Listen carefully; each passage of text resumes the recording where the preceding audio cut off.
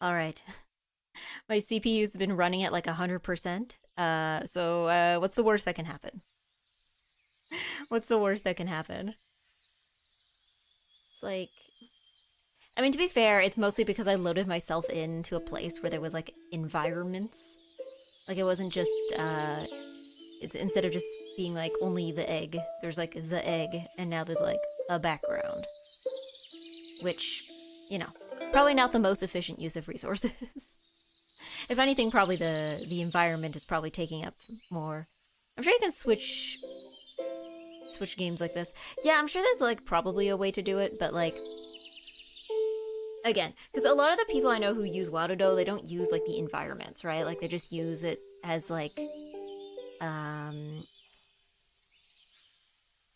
like they just use it for, I guess, in front of like a green screen or something, like a chroma key, and then they like put themselves into whatever they want in OBS. I feel like that's probably the more common way to use it, but I don't know, because like Warudo uses pretty much the same system for tracking as VC Face, so I'm like, would it not make more sense to just use VC Face since that's already there and relatively easy to set up? All right. Moment of truth. Give me like 2 seconds. Moment of truth. Let's find out if this is gonna break everything. Either this will be oops, all technical difficulties, or I will have a pleasant chatting stream. Let's find out. What? Behold, the EGGY. Let me get some music in here. Let me have a new audio so that I can play music.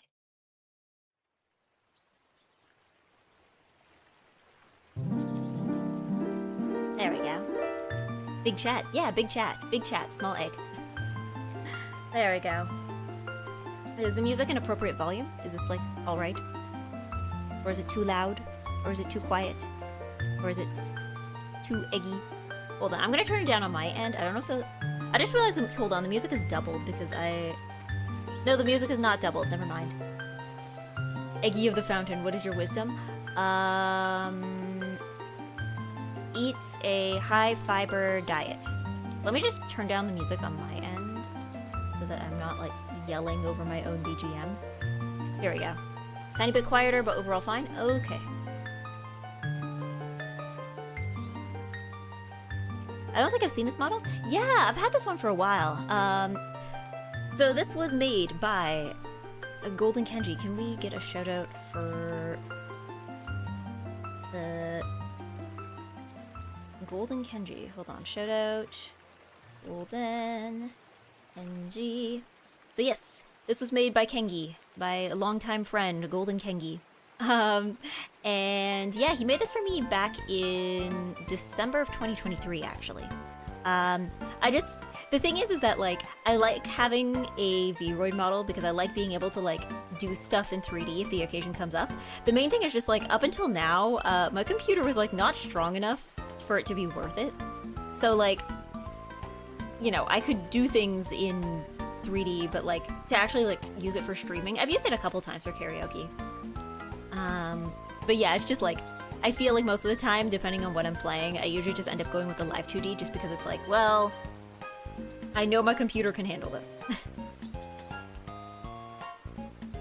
But yeah, could be a smidge quieter. Okay, see, I just realized this like YouTube playlist of Nintendo songs does not have very good like volume equalization. Because I didn't turn down the volume, but it sounds so much quieter in my ears. But yes, good morning to Zully, and good morning to DJ Zimix, and good morning to Penbu, and good morning to Ghetto, and good morning to Apop, and good morning to Shinix, and good morning to Punk Asian, and good morning to Dipshitiot, and good morning to... I think that's everybody who said hi so far. Let me check YouTube chat. Will checking YouTube chat crash the whole thing? Let's find out. Hello to Penbu and Punk Asian on YouTube as well. Will this break anything? Let's find out. Because like, right now my computer is running at like 90... Well, the last I checked it was like 94% CPU. according to the task manager. But like, I'm also, like, I feel like I can't make it any less. Like, I can't make warudo any lighter without making the whole thing look kind of like garbage, is the problem. So that's why I'm just like, we'll see how it goes. But we're dropping surprisingly few frames, so at least I got that going for me. I got that going for me. But yeah, no, this is my Vroid. This is my Vroid. I think I want to use it more in the future, but I think it needs a few more adjustments. Like, I know Kengi had made a few adjustments a little while ago, because I used to have an issue where, and you might have noticed this if you look at some of the videos where I've, like, used my Vroid before, but there used to be an issue where, because Kengi had put in the whites of my eyes as a... Basically, he put in, like, you know, like the eggs of my eyes, he put them in as like the white eye shines. And the problem that would come up is that every time I would blink, they would like disappear momentarily. So like if I like half closed my eyes, then like the shinies would just be like gone. Like they would just, like the light would disappear from my eyes. So he went back and fixed that. So now instead of having the like shinies in my eyes as like a shiny, like as a separate layer, they're just like part of the eyes now. So I can blink normally now.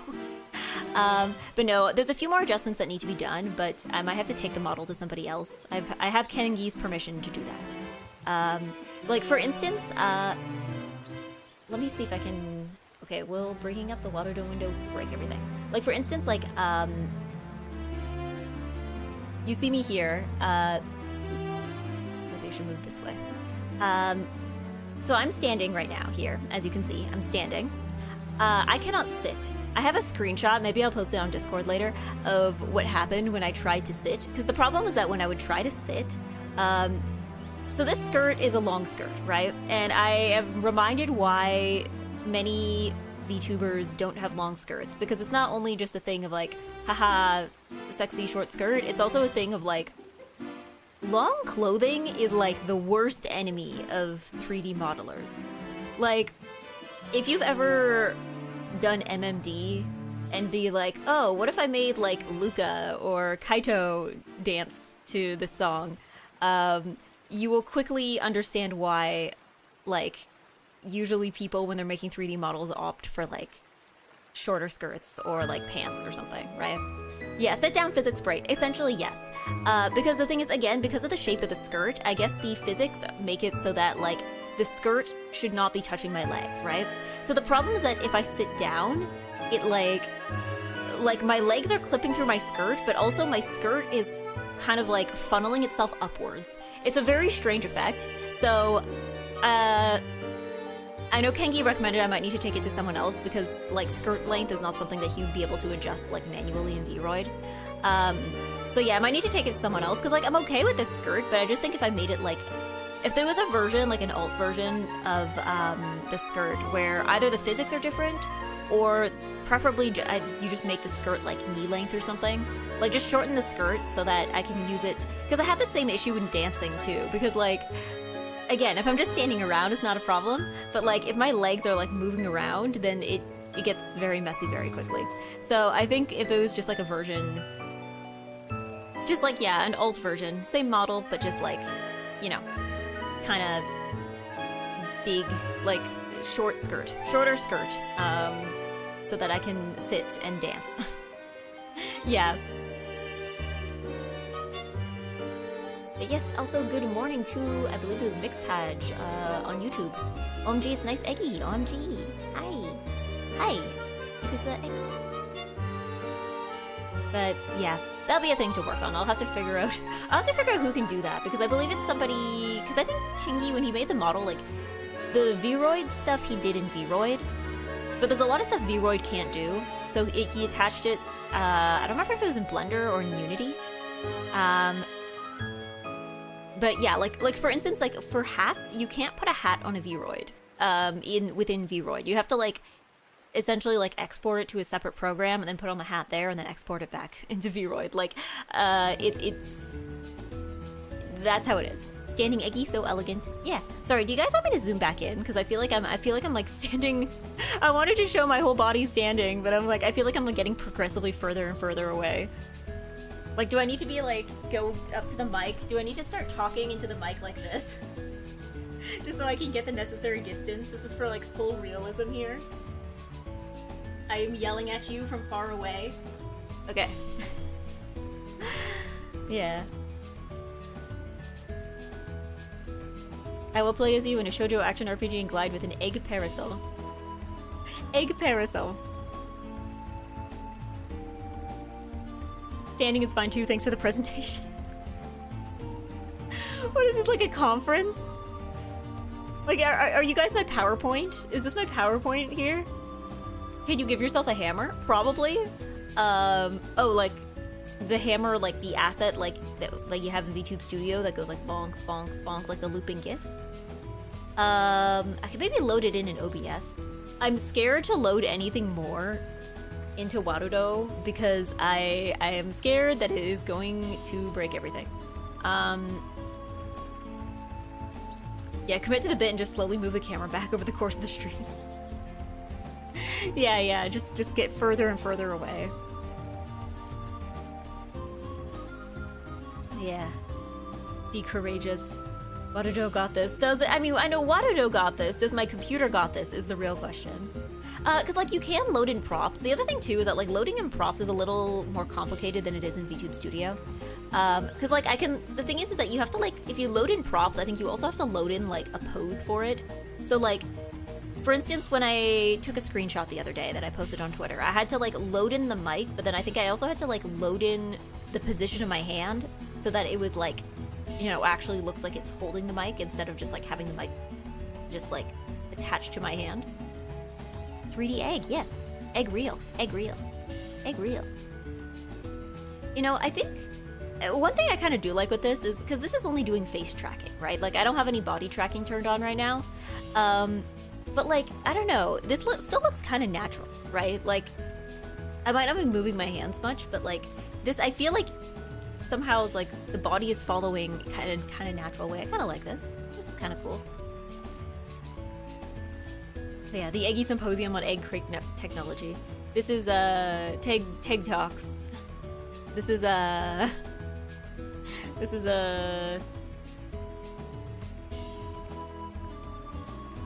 Egg 3 presentation.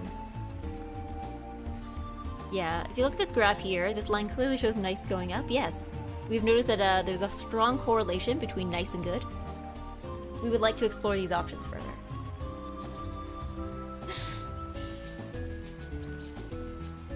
Yeah. You about to announce show off the prize on a game show. I'm about to, like, introduce, like, a game.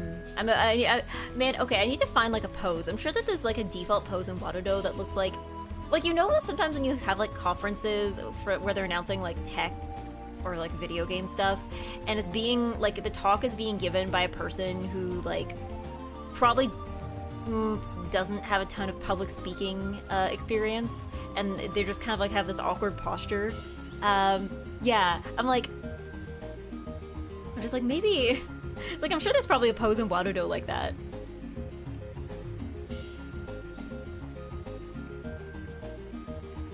V-Roid? Yeah, this is a V-Roid. Genki made this. I miss the V-Roid days. I mean, I don't think the V-Roid days have gone anywhere. I think people are still using V-Roid. If anything, I think people have gotten better at using V-Roid.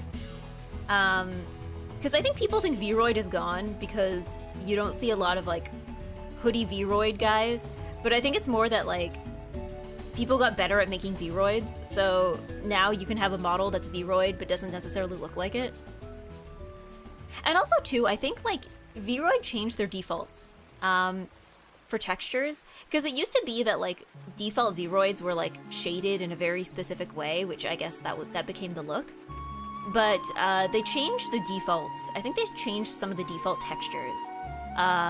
So yeah, it doesn't like... It's still, I guess, they're still everywhere. It's just that you don't have them. They don't look quite the same as they used to. Yeah, I'm surprised at how good first-time VRoid users models have been getting. Yeah, again, I think it's just like, they changed the defaults. I don't even think like the program got like technologically better. Like, I don't think it was like an update like that, but I think they definitely changed some of the defaults. Again, you'd have to ask somebody who's more experienced with it, but I think they just changed some of the defaults so the people who are adding stuff on top are able to like make it look better without having to like start from scratch, you know? Coming over to Twitch so I can wiggle. Welcome to wiggling. I hope to soon be able to allow you to, well, I don't know. Does YouTube allow animated emotes now that I think of it? Because I'm like, yeah, I just need to get YouTube partner and then you'll be able to wiggle on YouTube. But then I just realized, I'm like, yeah, can you wiggle on YouTube? Like, do they have animated emotes? I'm trying to remember. Yeah, they don't, do they? You can stationarily wiggle. You can like post a wiggly and just like imagine it moving, I guess. But yeah. But yeah, no, VRoid has been... The other thing too is VRoid apparently also did add some features like this was like a long while back. Like I think this was like 2022 or so. But I remember it used to be like if you wanted your VRoid to have like cat ears or something, like I think it was ears and horns. If you wanted it to have like, you know, demon horns or cat ears or something, you had to like attach that in a different program. Like you had to like export it and then import it back into VRoid. Like, I mean, I guess you still got to do that with the hats, but like, they added animal ears. Also, too, some people would do, if they wanted cat ears or like fox ears, they would like basically make them out of hair. Like they would just use like the hair boning and make something that looks sort of like it. But then they added that feature. They added like animal ears and horns. 2022 was 3 years ago. Yeah, that's how the math shakes out. Like, what were we doing in 2022? I feel like we have this conversation every stream. I'm just like, can we be nostalgic for like 2 years ago?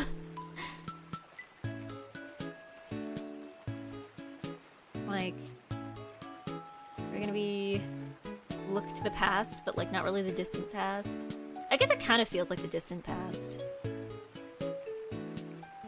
Like, I feel like everything in like the past 5 years moved really quickly. Like, so I guess, yeah, like the difference between like last year, 2 years ago, 3 years ago, 4 years ago, 5 years ago, 6 years ago is like completely different, right?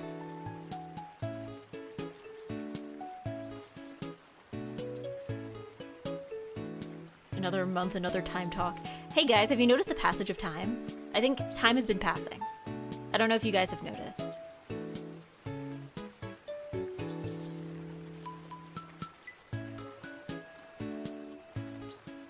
"2022 was the year of egg." It was the year. Was it the year you discovered egg? I mean, I guess that makes sense, right? Because like, I started streaming.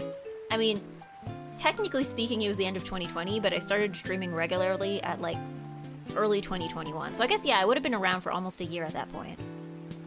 So yeah, I guess 2022 makes sense. I feel like a lot of people found me in 2022. Yeah. To be fair, the pandemic was like a tear in the fabric of space-time. Yeah, but I think it's like also weird because I think it was a tear in the fabric of space-time that was of a different size depending on where you live.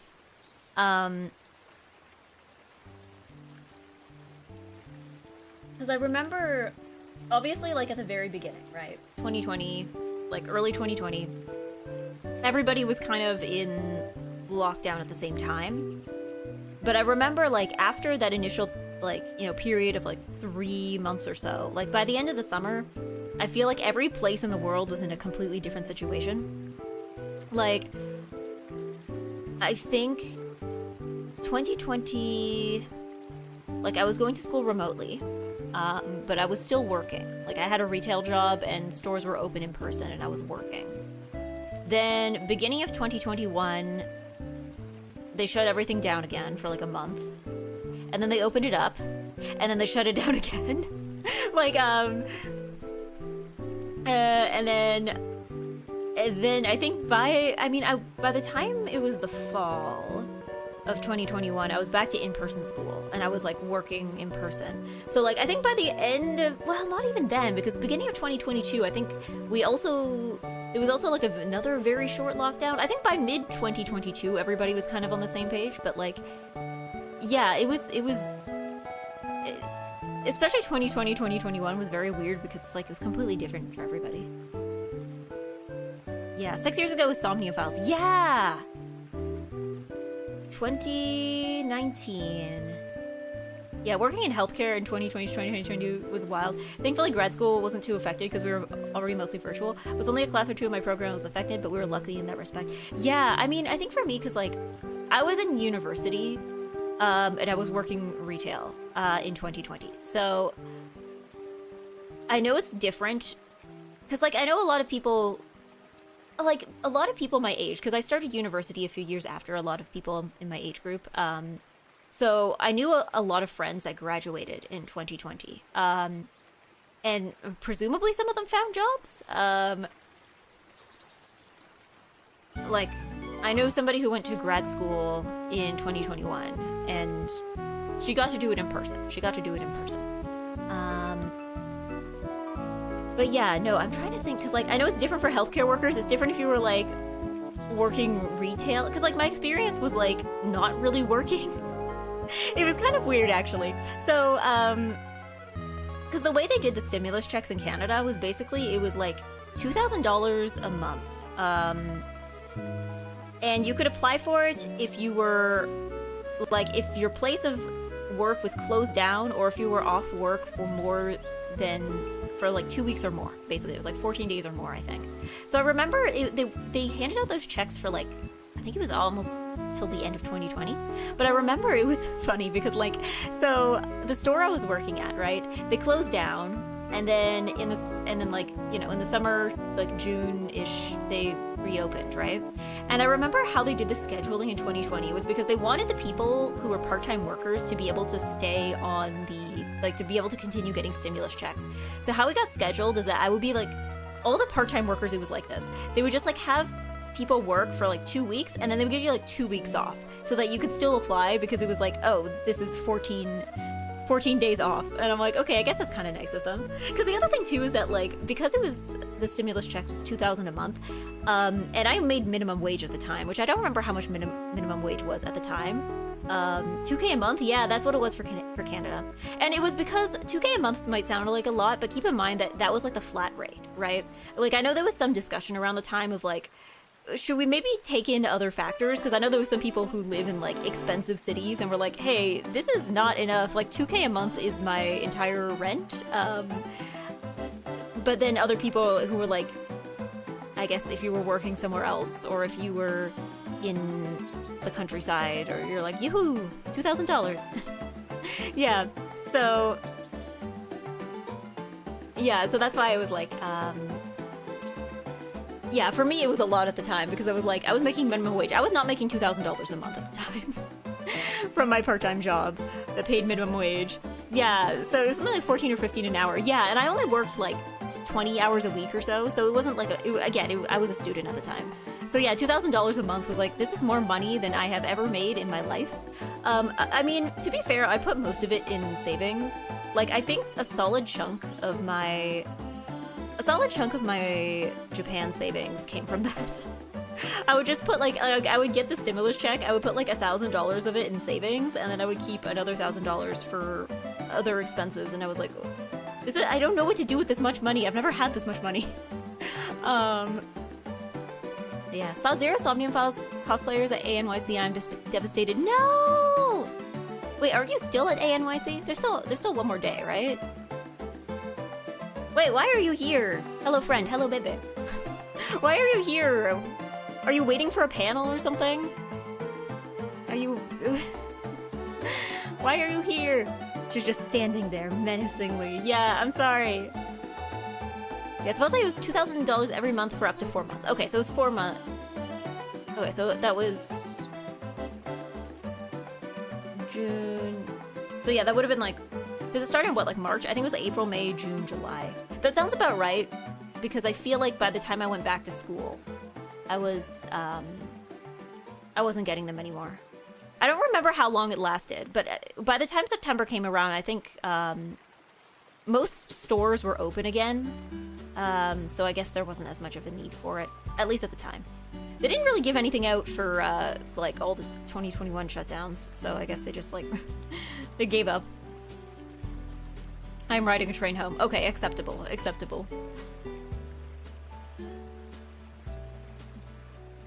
I am panel. It's me, the panel. But yeah, incoming raid, by the way. Okay, thank you for letting me know. But yeah, no, I don't know. Somnium Falls. Oh yeah, the other day I finished playing No Sleep for Kaname Date. Oh, hello, Corpse. Thank you for. I see this is the raid I was warned about. Hello, Corpse. Hello. I don't think I have the alert box because I've made this scene brand new. Welcome, Corpse, and Corpse people. Pallbearers. That was the fan name. That was the fan name. Yes. I see you, villain. What were you trying to sneak up on me? Are you trying to like ambush me from behind here? But yes, welcome. I hope you had a nice and good stream. What were you doing? Today I'm yapping. Today I'm trying to find out if warudo is gonna crash my PC, which it seems like it won't, so that's good so far. But yes, I hope you have a nice and good day. No sneak attack damage. Yeah. Corpse will now have to like move second because you're not getting the like the advantage where you like sneak up on an enemy from behind and you get to go first. Dead. I don't know why. I like momentarily forgot. I'm like, what's the viewer name? What's the viewer name for Corpse's viewers? And I'm like, I don't know why my first thought was just like dead people. And I'm like, no, that doesn't make sense. She's the corpse. She's the corpse. You guys aren't. Probably.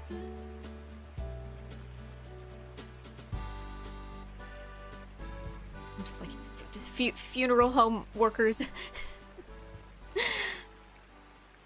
Yes, thank you for the raid. I hope you had a nice and good stream.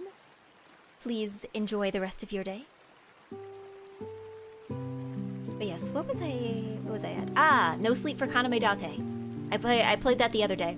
It's a fun little game. It's short. It's shorter than I thought it was gonna be. I think it was only like a 20-hour game. And even then, that depends on how good you are at solving puzzles. I like the zero escape segments. I think what I like about it is kind of more like the fact that it exists at all. Because it's very much taking the like Yakuza strategy of like, what if we took like, what if we made a game almost entirely made out of assets from the previous game? Like, yo, good morning, Egg. Hello, Henry.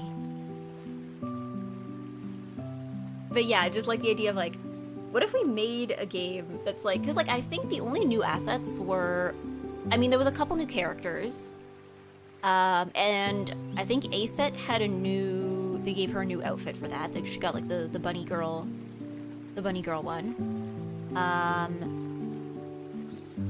And then is there any? Oh yeah, and I guess obviously like the set pieces, like the environments for the puzzles, obviously that was new. But like, and I guess the new somniums. But like all the overworld stuff, like the real world stuff, it's literally, there's no new locations. I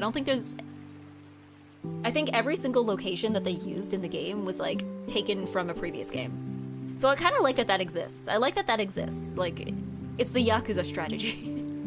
You know, make a new game that's like 80% composed of stuff from the previous games. So you can like, I guess, save on dev time and I guess you can kind of polish up the new whatever's new, right? I like the new characters. The new characters were good. I think the puzzles were good too. Again, it was like zero escape. I liked the multi-perspective kind of thing. There were some puzzles that were difficult, but I never felt like they were like super unfair. Like, there was one situation where I had to look something up. If anything, okay, actually, some of the puzzles, the one complaint I have about this game is, you know how some games, if it notices you struggling, like if you get something wrong too many times, it's like, hey, do you want to change this to easy? The amount of times you have to screw up in this game before the game is like, oh, there's a little baby need a change, does a little baby need a little easy mode, does a little baby need a hint, is like insultingly low. It's like insultingly low.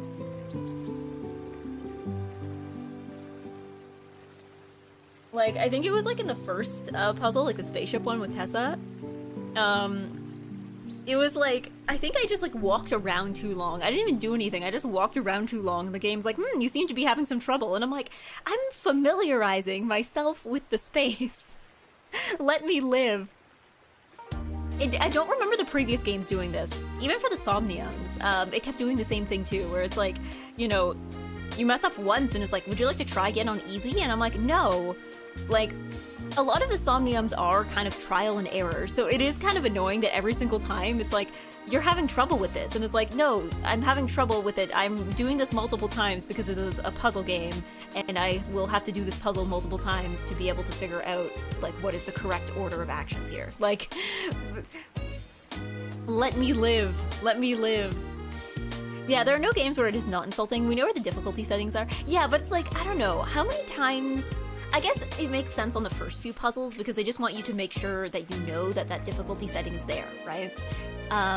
So like you don't have people who are really struggling with it just like floundering for a while and then finding out like after they've finished the game, they're like, oh yeah, there was actually an easy mode. You could have taken that like a fraction of the time to do that. Yeah, but it was like, I don't know. TTS is going. It's going. Oh, you know what? It's going, but I don't have an audio source for it. Sorry, I'm like progressively adding all the sources. There we go. Okay, it should be more audible now. Sorry, I heard it in my ears. I'm like, what do you mean you guys can't hear it? Yeah, do you like the Puzzle Nirvana initiative that was like, do you know the name of this classical music piece? It's like, oh no, outside information. Did you know that you can duplicate a scene? I guess that is one way to do it. It's just like, what if I just put this stuff in and just like...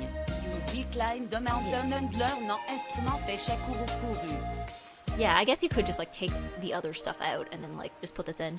But... Because I just have this like, it's literally just like a warudo source with like the chat on top. So I guess if I change the environment in warudo, I don't have to do anything else, but yeah. You can just create a scene with all your audio sources and just import it into every scene you need it in. True. Again, when it comes to OBS, I just keep taking the long way around.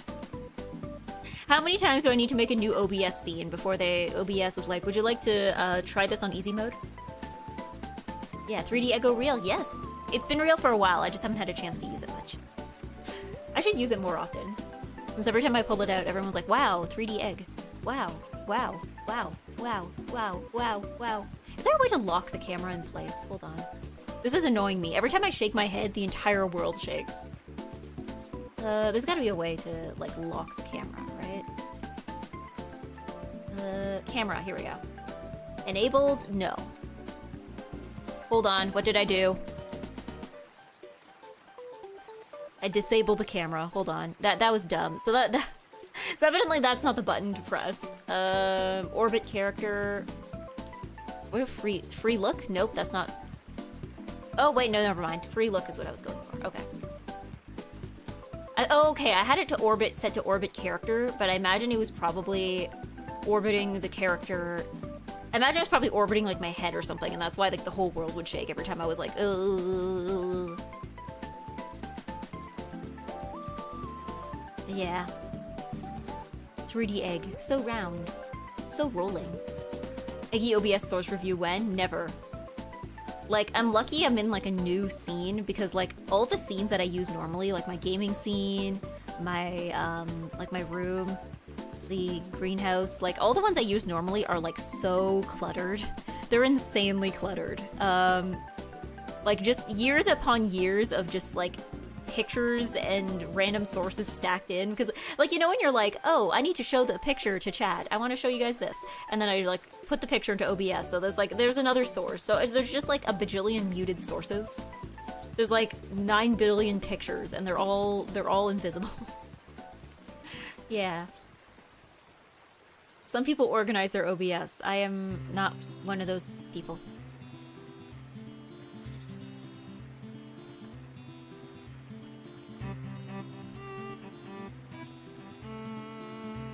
Yeah, there we go. Fix camera. Fix the Eggy. Fix the Eggy. Eggy 3D. Real. Very real. Yeah, there's a couple trips where I'm not too good at OBS source management either, so I've been slowly getting better. Yeah, again, I have not improved one bit for the entire time I've been streaming. Like, I see people making, like, categories for their sources, and I'm like, wow. Wow. I don't know, no, I've seen some people have organized. I've seen, like, I think OBS sources, like, surprisingly, like, I've seen Bodega's OBS window, before. And her sources are more organized than mine. Like, I know that that's, like, unexpected, but, like, Bodega's OBS is more organized than mine. Like, she goes through and organizes it every once in a while. I don't think I've ever done that in my life. I just throw all the sources in there. They're just thrown in there. Is this unexpected? I don't know. Because, like, both me and Bodega are, like, both very disorganized. Like, when because, like, we've shared rooms at, like, conventions and stuff, right? For, like, hotel rooms. And, like, we were absolutely both just, like, open the suitcase and dump everything on the bed, kind of people. Like, Bodega seems to have a lot of assets, though. Yeah, Bodega also just, like... Bodega's screen is, like, environmental storytelling every time she does, like, an art stream or a Zatsu. Like, you can follow what's been said before. You can get a summary of what she's talked about before just by, like, looking at the corners of the screen. Because, yeah, I don't know. You do not see it because I am cleaned up and cute and frilly anime girl. But, like, I am not a neat and tidy person. I am not a neat and tidy person. I have never been a neat and tidy person. At this point, it's one of those things where I'm just like, okay, I think I just have to, like, live with it. I have to do my best and live with it.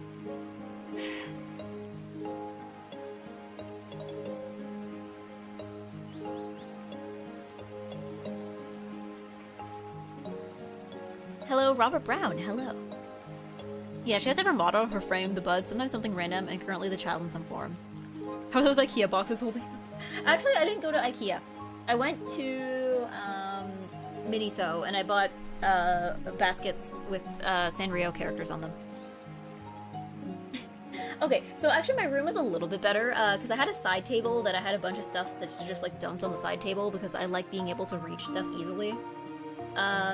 So I put a lot of that stuff in the basket, because a lot of it was, like, nail stuff. Like, I think I probably did my nails one night, and I just, like, left all the bottles of, like, polish and remover and stuff out. So I put all that stuff in one basket. So now it looks more neat. I have a bunch of dishes I need to bring upstairs. I should probably just put a second trash can near my bed, because I also have a habit of, like, you know, you, like, unwrap something, and then you, like, put the wrapper on the table, and then you forget it there. So I'm like, yeah, maybe I should just get a second garbage can to put next to the bed. I currently have an empty bottle of wine. Sorry, this sounds worse than it is. I had bought a bottle of wine, like, a while back, and I drank it over the course of, like, several days. Like, I didn't, for clarification, I did not drink the whole bottle in one night, but it's, like, a really pretty bottle. It's like this, it was a rosé wine, but it's in this, like, rosé, like, this rose-themed bottle. It's very pretty. It wasn't even that expensive of a wine. But I don't want to get rid of the bottle, because the bottle's really pretty. How many empty cups are in your room? Okay, so... There are 3 cups in my room, but one of them is not empty right now. One of them is currently in use. Because, like, I have one cup that needs to go back up. I have a second cup that I use mostly, like, it's a mug I use mostly for, like, hot drinks, but I don't really bring that one upstairs.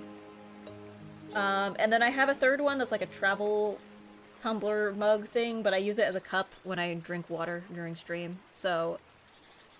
I guess I got my big order, but that's not filled up right now. Does that count as an empty cup? A trophy bottle like a dorm room. No, but it's pretty. It's, like, decorative. It's, like, so it's one of those ones that has, like, a glass cork. Like, the bottle closing is, like, this, like, pink glass cork, and it has this, like, little, like, insignia of, like, a rose on the top. And there's also, like, a rose on the side of the bottle. And then the thing with the bottom of the bottle is that, like, if you turn the bottle upside down, the bottom looks like a rose. So like if you were to like put this bottle down on like snow or something, it would like leave behind a rose mark. It's really pretty, actually. I assume you rinse it if you're keeping it. Yeah. Well, I don't know how long I'm gonna keep it. It's one of those things where I'm like, I don't know what to use this for, but I don't want to like throw it away. Because I know some people, like, if they have like alcohol that comes in pretty bottles, they will keep the bottle. But like, I'm like, it's pretty. I feel bad about throwing it out. But also, like, this wine was like $17 or something. This wasn't like a fancy wine. It's just like a cheap to normal wine in a very pretty bottle. I think you needed to fill it with grape juice that will look classier. Yeah, but it would have to be like, because it was a rosé wine is the thing. So it was like, it was never like a red wine. Yeah, I'm not, you can store Lego flowers in it. I guess I could use it as a vase. It would have to be for like some very, very long stemmed flowers. I probably could use it as a vase though. That wouldn't be a bad idea.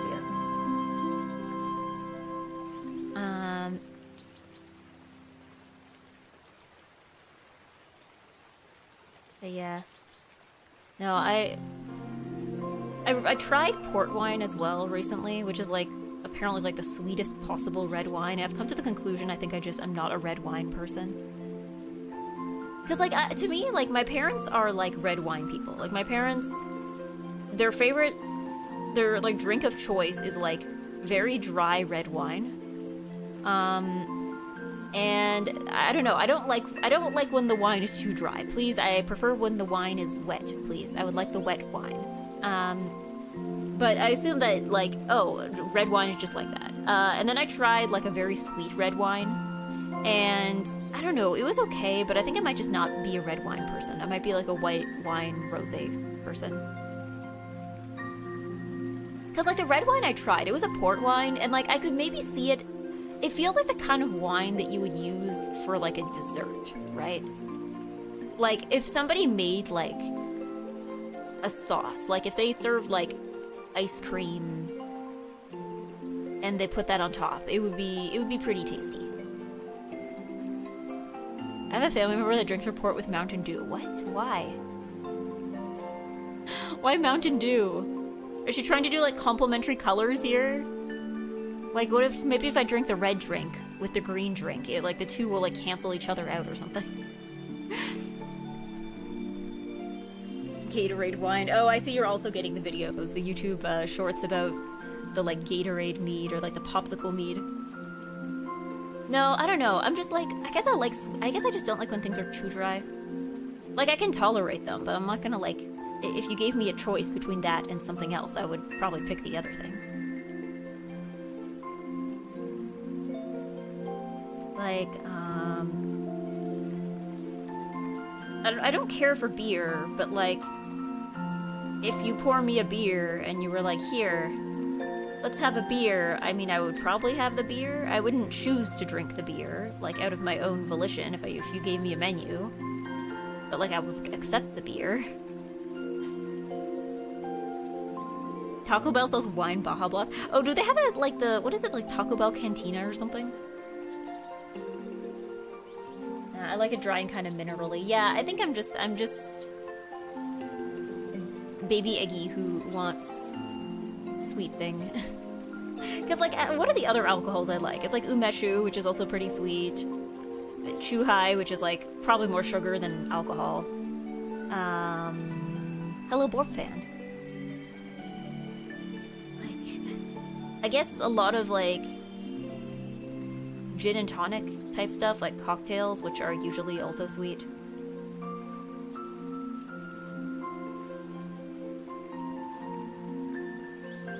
There's one, I don't think this is a Japanese thing. Because I've seen it at LCBO, and they didn't put it with, like, the, like, imported stuff. What is it? I don't know what it is in English. Like, cassis? Cassis? Kashi? In Japanese, it was kashisu. Because that's where I first had it, was in Japan. It was kashisu. Cassis? Cassis? Kashis? It's like a liqueur. And I've had it in cocktails, and it's pretty tasty. Like, there's Cassis Orange, which I'm not, like, as big on. My favorite one is, Cassis Oolong. That one, that's, like, a drink I like. It's just, like... It's pretty much just, like, the liqueur with oolong tea in it. And it's, like, served cold. And it's yum. I like that. It's yum. My mom loves coffee liqueur. I mean, apparently my dad doesn't drink as much, like, he doesn't drink that much anymore, but, like, when he was younger, he liked Kahlua. Like, apparently, like, one of the first few times my parents met, I've been told my dad was drinking, probably wasn't, like, straight up Kahlua, but it was, like, a drink with Kahlua in it. I actually, I had some when I was in Japan, actually. It was at, like, when I was, like, Nomi Hodai, I went to with choir, and I saw it on the menu, because, like, Nomi Hodai is, like, all you can drink. So basically it's a thing that, like, izakayas will do, where basically you pay, like, a flat fee, at, like, a flat rate, and you basically get, like, a limited menu of drinks, but you can order, like, within a limited period of time, you can order whatever you want. So basically, yeah, like, instead of being charged for every drink individually. So, they had it on the Nomi Hodai menu, which I was surprised, because usually the Nomi Hodai menu is just, like, the cheapest stuff that they have, right? But yeah, they had it there, and I was like, oh, I need to try this. And I tried it, and then Kahlua, I was just, like, drinking, I'm like, this is, like, alcoholic chocolate milk. Because the cocktail was, like, Kahlua milk, right? So it was pretty much just, like, alcoholic chocolate milk. Which isn't a bad thing, I guess.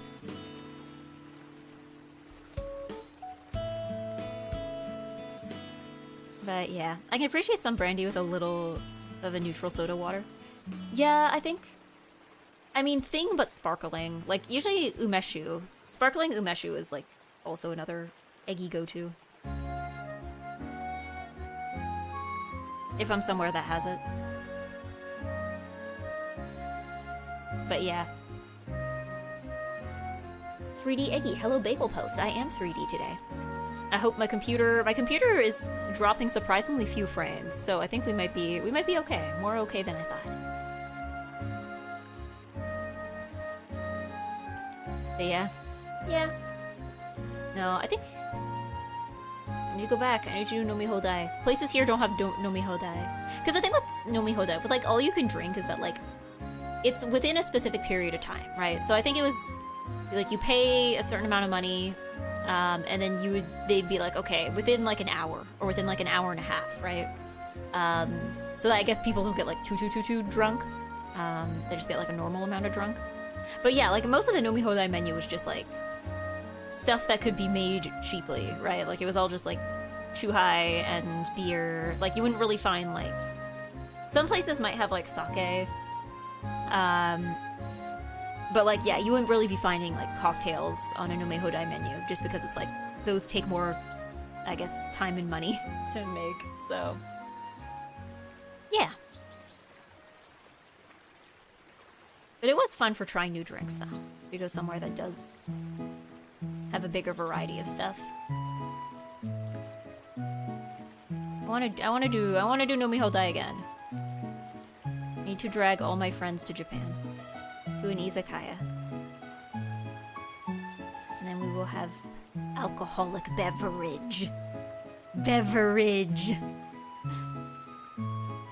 this one Tumblr post, I think. I don't remember when it was from, because I didn't see the original, I only saw, like, the update. So it was, like, this guy, it was, like, a guy who was, like, it was, like, a post that was something like, am I cool now, or something like that. And it was, like, a guy who was drinking, like, milk out of, like, a jug that was labeled alcoholic beverage, but, like, the word beverage is spelled wrong. And then, like, the same guy posted an update later. He's like, hey guys, I'm 21 now, having my first legal beverage. And he spelled beverage wrong again. And I think about that all the time, just, like, beverage. Alcoholic beverage.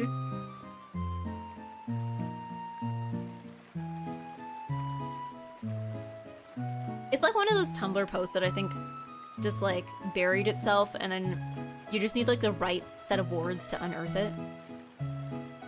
Somebody the other day was telling me about how they were like, maybe I should get into making bread. And, like, something just, like, dug up an ancient post that was just like, Do you guys remember the one that was like, my name is Cow, and when it's night, and when the moon is shining bright, when all the men have gone to bed, I stay up late, I lick the bread.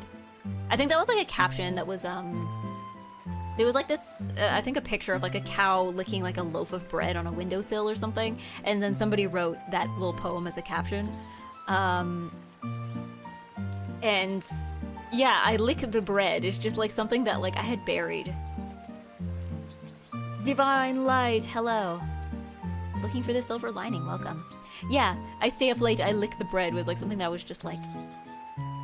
I like buried itself. I'm sorry if anyone sprouted, I just realized the alert box is like hidden under a bunch of other stuff. Here we go.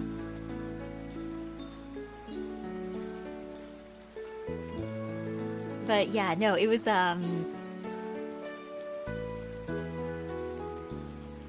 licking the bread. I lick the bread. I don't know. I'm trying to think of like other memes. Because that's the thing. If you ask me to name like a Tumblr meme from when I used Tumblr, it's like I can't remember any of them, but if you say the right set of words in the right order, then like you will like trigger the memory again. Like I'm sure there'll be more. Because like the only one I can remember at the time was does anybody remember do you like the color of the sky? It wasn't really a meme.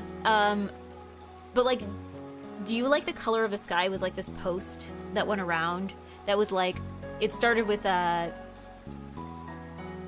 do you like the color of the sky? And then it was like this really long gradient of the sky of at just at different times of day, right? Like if as you scrolled it would go like from blue to like, you know, pink, orange, like sunset, darker blue, night, like and then the post would end with which one. And it's like, okay, cute little post. Took a lot, like, because it was a very long image, it was difficult to scroll through, like it would take a while. But you're like, you know, you see it once, you're like, cute little post. The problem is that like everybody would think cute little post and they would all revlog it, which meant that because Tumblr was like chronological, right? It would show you stuff in chronological order at the time. Probably still does. But in chronological order, because if all your friends reblogged it, it would show up on your dashboard like multiple times, right? So it just became a thing of just like trying to scroll past this very long post when you were like on your dash because like you had like 4... I was gonna say oomphs, but I don't think oomphs was the word at the time. That reblogged it, and you're like, Sorry if anyone sprouted as a funny face out of context. Sorry if anyone ballooned. Sorry if anyone followed. Sorry, we gotta break character here. Sorry if anybody followed on twitch.television.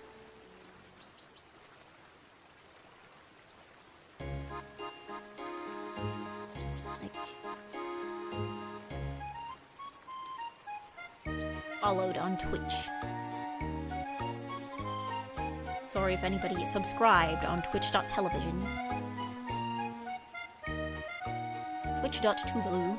Twitch.tv. Chat. I don't know. Sometimes I'm like, I'm not sure how I feel about like addressing the chat as chat. Like it feels very generic. Like I do kind of like it when the streamer like addresses chat as like something else. Like with like the fan name or something. Would never sub on Twitch. I'm sorry! I'm trying to get monetizable on YouTube so that you can sub on YouTube. I'm trying. Trust in the chat is gamers. Yeah, I go think of like a photo in an open plain field with the sun in view and some text that's just a barely different color than the sun, which just says, I have to poop. Oh yeah, that was like another Tumblr post, wasn't it? Like, hi, chat.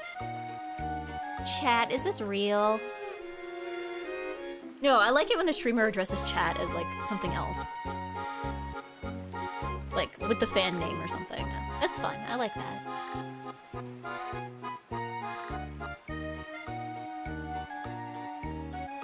But it also is a bit you have to commit to. Because I don't know, I call us yolks? No, you guys are eggplants. You're the eggplants. You're eggs and you are plants. That's why you're sprouting and blooming. But yeah, no, sometimes I think about like, I don't don't know, I guess I envision chat more as like a place than as a group of people. Like, a chat is a thing you are in, right? Like, if you're in somebody's chat or someone's in your chat, right? Like, the chat is where, the chat is not you, the chat is like the place where you're gathered, right? Like, the chat is not the audience, the chat is the theater, I guess, is how I think of it. The royal chat. Yeah. Again, that's just how I kind of envision it, I guess. Because, like, sometimes I also, too, like, I will try and imagine, like if I see how many people I have at any given time, how many viewers I have at any given time, sometimes I'll try to think of it as, like, okay, so it'll be like, okay, there's 30 people like, here right now. I don't know how many people are here right now. Is there 30? Maybe. But it's like, okay, so that's like... Okay, so it's 58 on Twitch and 6 on YouTube, so that's like 60-something. So that's like 2 classes of elementary school. That's like when you like joined up with another class for an activity, right? To play like flag football or something against the other class. Wow, so we are viewed as people? Unbelievable. Unbelievable. Well, no, you are people, but you're people in a place, and the place is chat. But sometimes I think of it, like, I try to imagine it as, like... Okay, because, like, it's very easy to be, like... When you think about numbers, you're like, man, there's only, like, 25 people. But then you're like, 25 people is, like, the number of people you probably had in your class in elementary school, right? Like, this is, like, giving a presentation in front of the class, right? Or, like... Even, like, 100 people, that's, like, you know, a small auditorium, right? That's, like, you're a lecturer giving a lecture to, like, a college class, right? So that's usually how I think of it. And even, like, something like 10 people is, like, I am a performer, I am, like, a busker on the sidewalk, and a small crowd has formed, right? That's usually how I kind of envision it. I feel like that's kind of how you have to envision numbers. Like, you have to be like, okay, this is like X number of people, how would this like translate to the real world? Like, if this was like a real crowd of this many people, what would it look like? How much space would it take up? I mean, by that logic, I guess like a lot of big stream chats are just like a sold out stadium. But yeah. Yeah, chat is an eldritch amalgamation of souls. Chat is... No, I mean, again, chat is a place. You're all people, but you're all, like, gathered in the chat. The chat is where you are. You are in the chat. That is the place. That is the place where you are. But, yeah. I don't know. I think everyone kind of envisions theirs differently. Like... But also, I guess maybe that's because, like, I did enough recitals and stuff as a kid to have an idea of, like, what an audience looks like. Which I guess... I don't know. Sometimes when it comes to streams, like, I've seen some people say they would get nervous when they're doing, like, a big stream. Or, like, if they get a big raid, when there's, like, suddenly more people. But the thing is that, like, I guess for me, I never dealt with that because I'm just, like, functionally, I am still just a person sitting at a computer, right? Like, it doesn't matter how many people are here. Or, like, if a bunch of people suddenly show up out of the blue, right? Like, I am still just, I am an EGGY at a computer. Like, I think, like, because, like, you gotta also always just, like, not look at the number when you're talking, right? Yeah.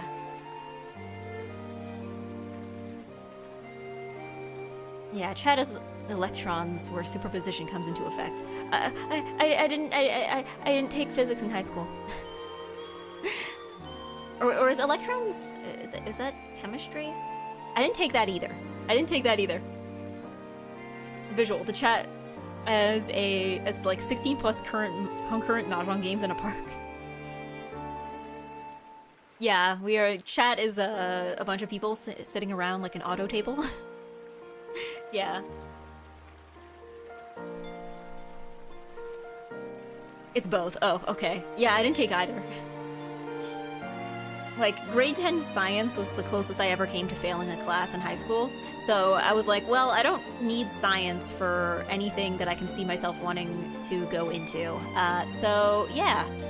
Skirt makes you look like a girl. Yeah, I sure hope it does. Got some news there. Got some news there. But yeah, no. Eggs are very very finicky ingredient. They can be fluffy, or they cannot be. Everything's just physics if you go down far enough. Here's the thing.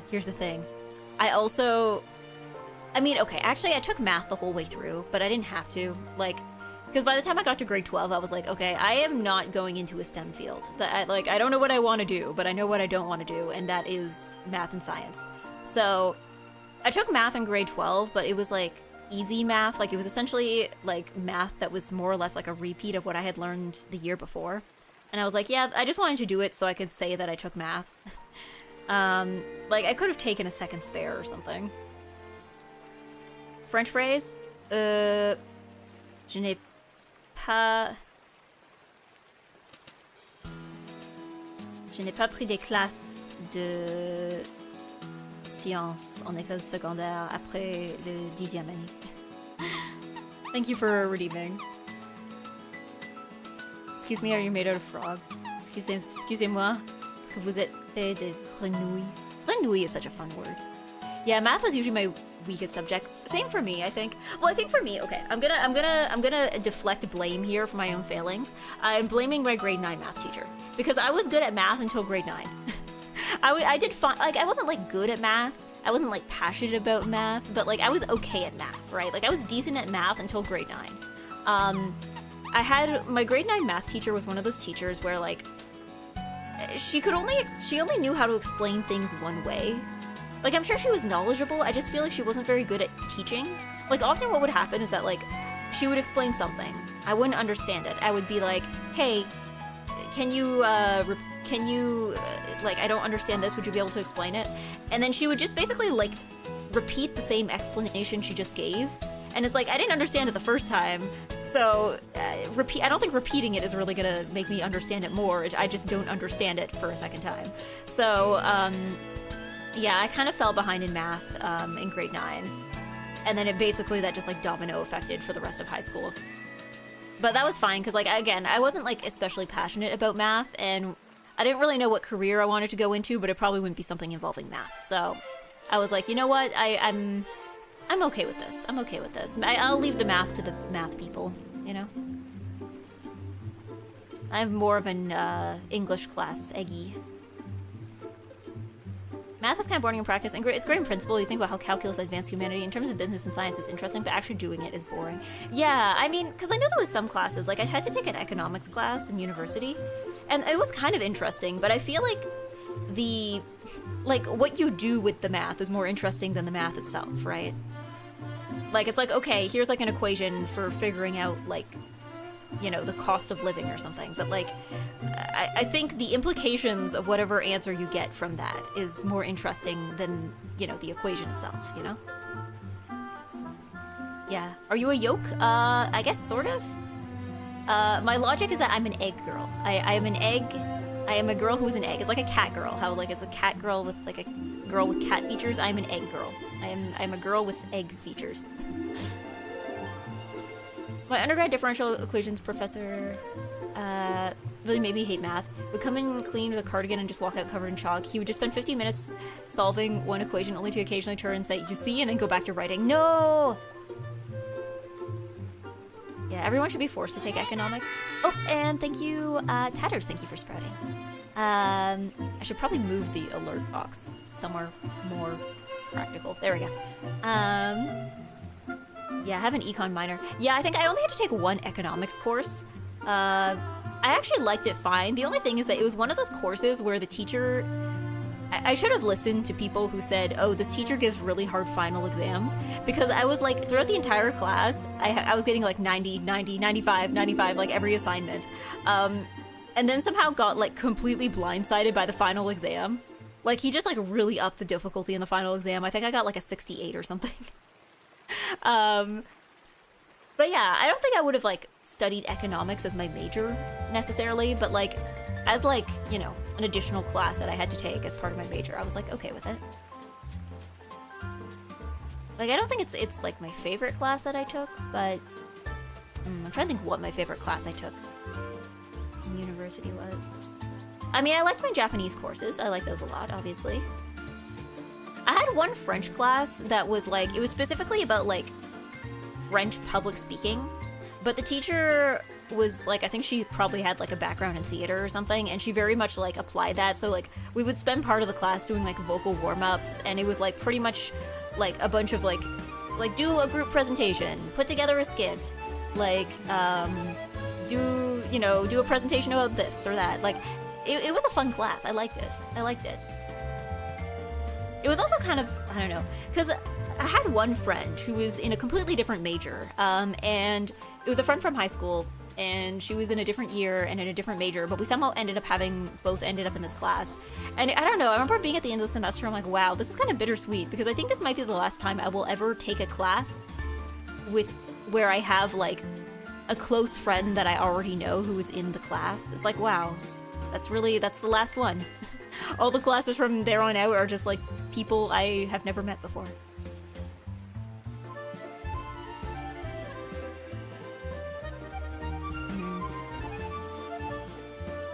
But yeah, it was literally one additional class for the minor, and actually like the 400 level comparative econ class discussing national economies. I mean, I probably could have taken more if I wanted to. I think you only had one compulsory economics class in the first year, and then after that, I think it was kind of like an elective. But I also wanted to save all my electives because I knew I was going to be in Japan. So I wanted to save all my electives for when I went to Japan so that I would be able to like take a broader range of classes and still have the credits transfer over. So that's mostly why, like, I tried to limit my electives for like the first 2-3 years, just so I could be sure that I'd be able to get into the classes I wanted to when I went to Japan.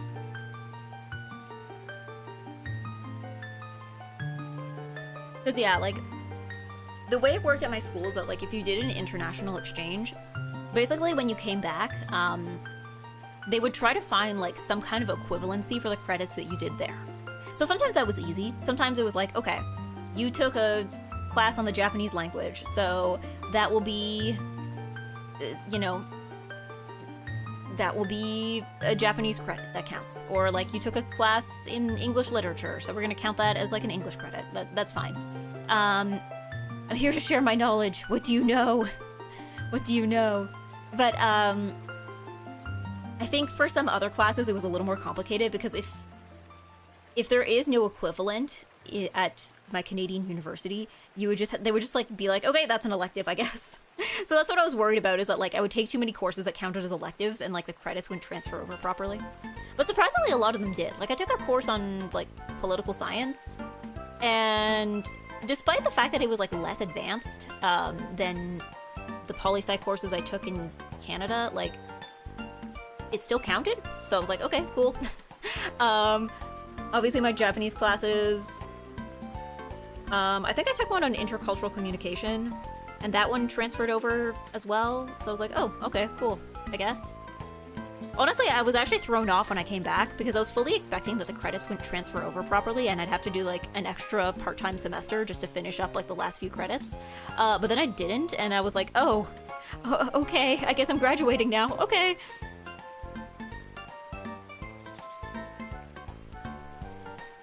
Yeah. Graduation. Yeah, interesting topics considering the exchange.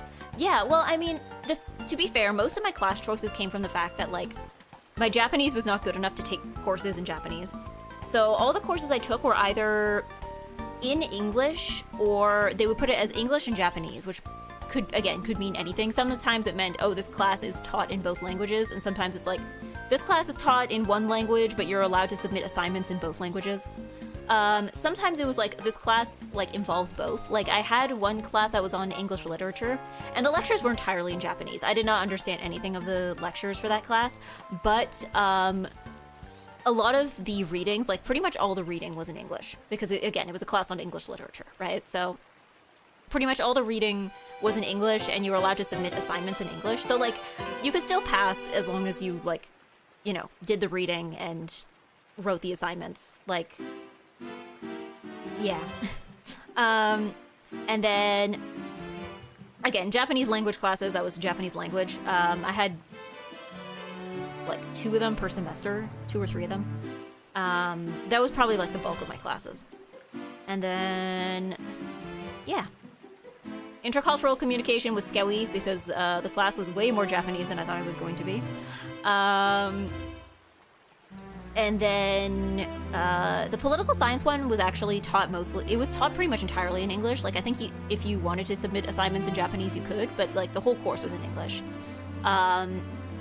And yeah, like 90% of the class was international students. I think it was also weird because like, it was a class that a lot of international students took because it was one of the few classes that was available completely in English.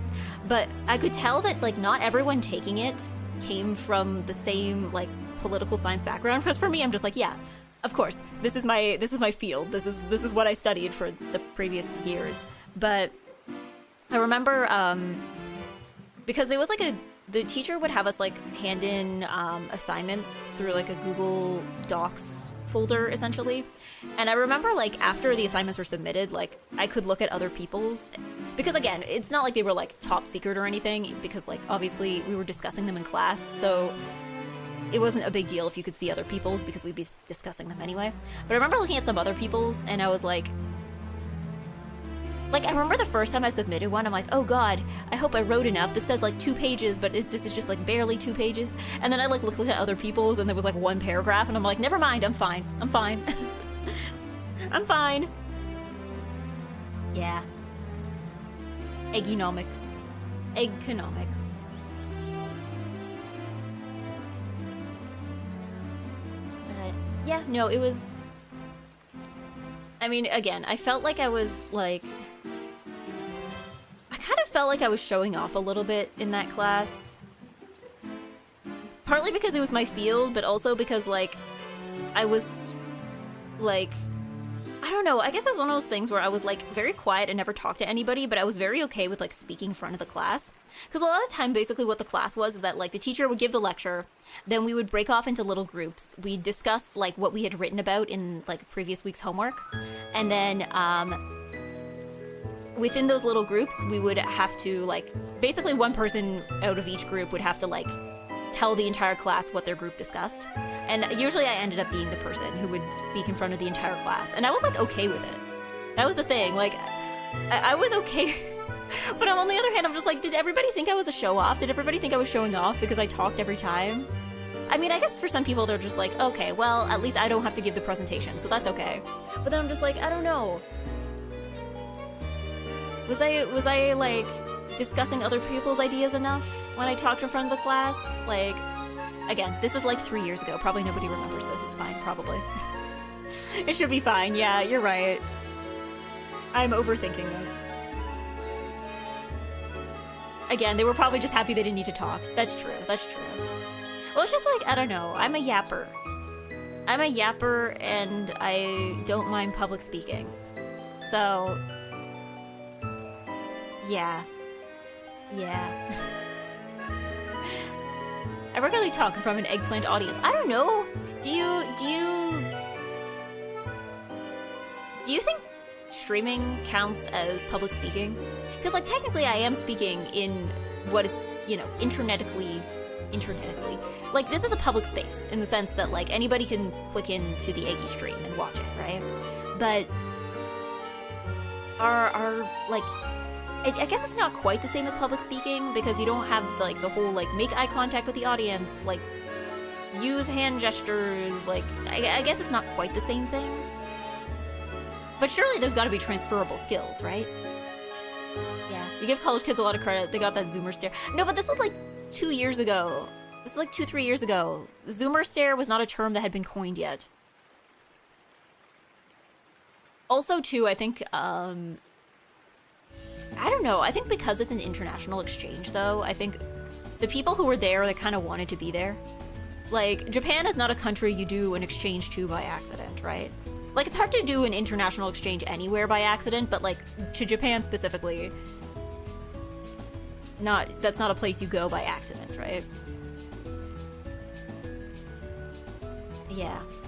Public. I mean, yeah, sort of is public. Yeah, like, We're all choosing to be here, but you can't see us. Yeah, that's true. Like, because it's like, it's not quite public speaking. Like, I don't have to worry about making eye contact with you because, like, I am a person at a computer, and you are also a person at a computer. And this would be the case even if I was like a face cam streamer, right? Like, I would still be a person at a computer, and you would still presumably be a person at a computer. So that's the thing. That's the difference. Like, in undergrad, it feels like most students didn't want to have to present or speak for a group. I was glad when someone else wanted to, so I didn't have to. Okay, that's good. Again, to me, I actually think I like doing presentations more than I like doing, like, written exams. You know, provided that I feel prepared, but, you know, it's the same for exams. But I know it's not the same for everybody. I guess I just, like, have never been the kind of person who had trouble with public speaking. Like, even as a kid, I never got, like, stage fright or anything when I had to, like, do stuff in front of the class. Apparently people that aren't weebs move there. Wild. Well, okay, here's the thing. I think when people think weeb, right, they think anime. And I think there are many ways to be a weeb that aren't anime. It's just people never consider them. Like, some people, I think, are like, oh, I got into Japan because of anime. And some people are like, I got into Japanese culture because I took, like, judo for, like, 10 years. Or other people are like, so I'm really into bonsai. Like, there are other ways to become a weeb that, like, don't directly involve anime, you know?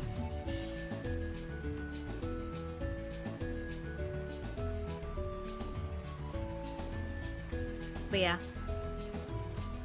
Then again, though, I remember, like, there was a bunch of guys, I think they were mostly British, when I was taking classes in Japan, that, like, they were in my kanji class. They were in my kanji class.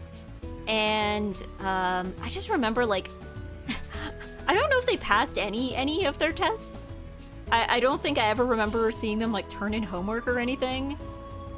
It was like one of those things where it's like, I guess maybe this class just, like, fit into your schedule, but, like, how did you make it this far? Because this was not, like, a beginner level kanji class. This was, like, a mid-level kanji class, but I don't think they, like... I was stressing out over my kanji class, but I don't think they were thinking about it that hard. Yeah. Also, in other EGGY news, I signed up for Japanese classes here in EGGY City. So, I guess... yeah. So, yeah, starting next month, I'll be able to take, like, weekly classes. Which I'm kind of looking forward to. Have some kind of structure in my life. And also, too, just, like...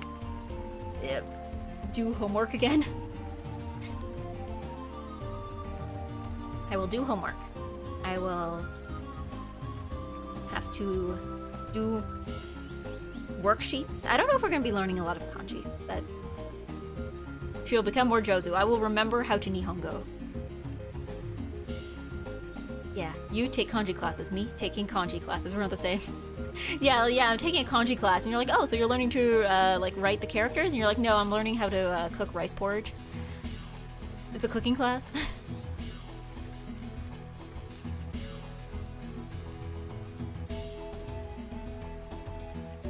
But yeah, y'all at home on a computer, I'm at work on my phone. What is a phone, but like a very small computer? I'll allow it, it will count. But yeah, kanji classes, I don't know, my kanji class was like, I think it was stressful, but it wasn't like a bad stressful. Cause like, I wasn't concerned about passing. I was more concerned about having a good grade. I just remember like, the first week, like our first quiz, I did so badly on it that like, did I have to redo it? Either way, I did really badly on it, and then I realized I'm like, okay, I need to lock in. So I like locked in for the rest of the semester, and either that or my kanji teacher was just very merciful. I like to think if there was some kind of like most improved award, I probably would have gotten it. Because I feel like at the end of the semester, I was like doing a lot better than at the beginning. But yeah, I guess though, like kanji and vocabulary was like an easier thing to like study for though, because all it took was to find like one common use case for a kanji, and then I could remember it. Whereas like other stuff was a little more complicated. Like it's harder to do that for like grammar points, right? Pro kanji chip, be Chinese so you already know kanji. Okay, counterpoint. Get thrown off when the kanji in Japanese has a different meaning or pronunciation than it does in Chinese. Like...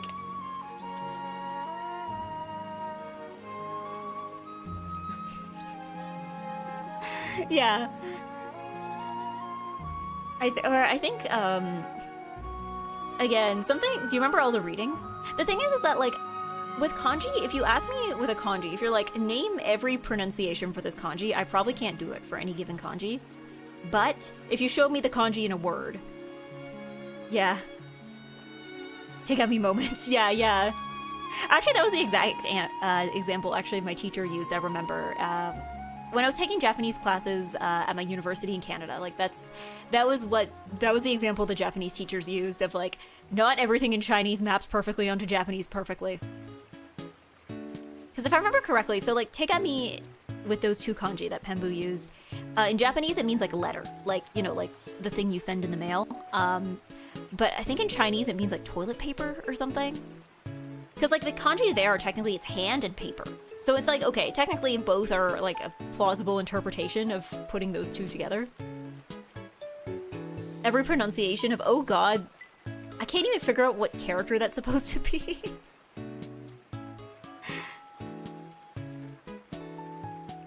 Alright, somebody said something on YouTube and then I missed it. I wonder why Punk Asian didn't show up on my YouTube chat even with live chat turned on. I have no idea.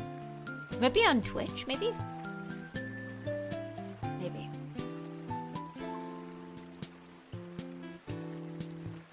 But yeah. Bro, that's just a circle on my phone. Yeah, I can't even see what shape it's supposed to be, let alone any of the strokes. But yeah, no, it was... Again, because like the thing is that the function of kanji is not just to be like a thing to be memorized, right? It's a thing so that you can read, right? It's a thing so that you can like know the pronunciation and meaning of stuff. Like, I think it's more important to be able to remember like, okay, here's how this word is pronounced and it's made out of these two kanji than it is to be able to be like, hey, name every, like, read how every possible way this kanji can be read. I think it's understanding is more important than just like knowing, you know?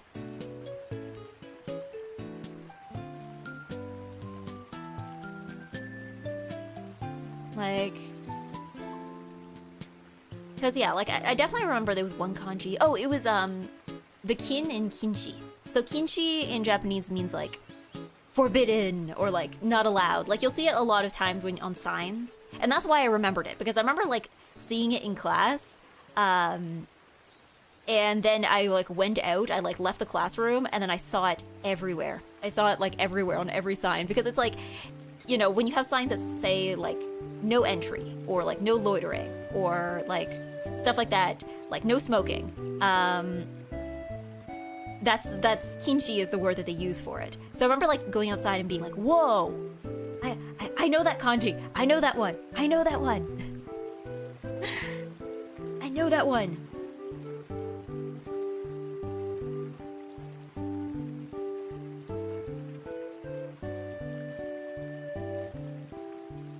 Oh, actually, if you're not seeing Punk Asian in chat, I just realized. So, YouTube does this really annoying thing where they have live chat versus top chat.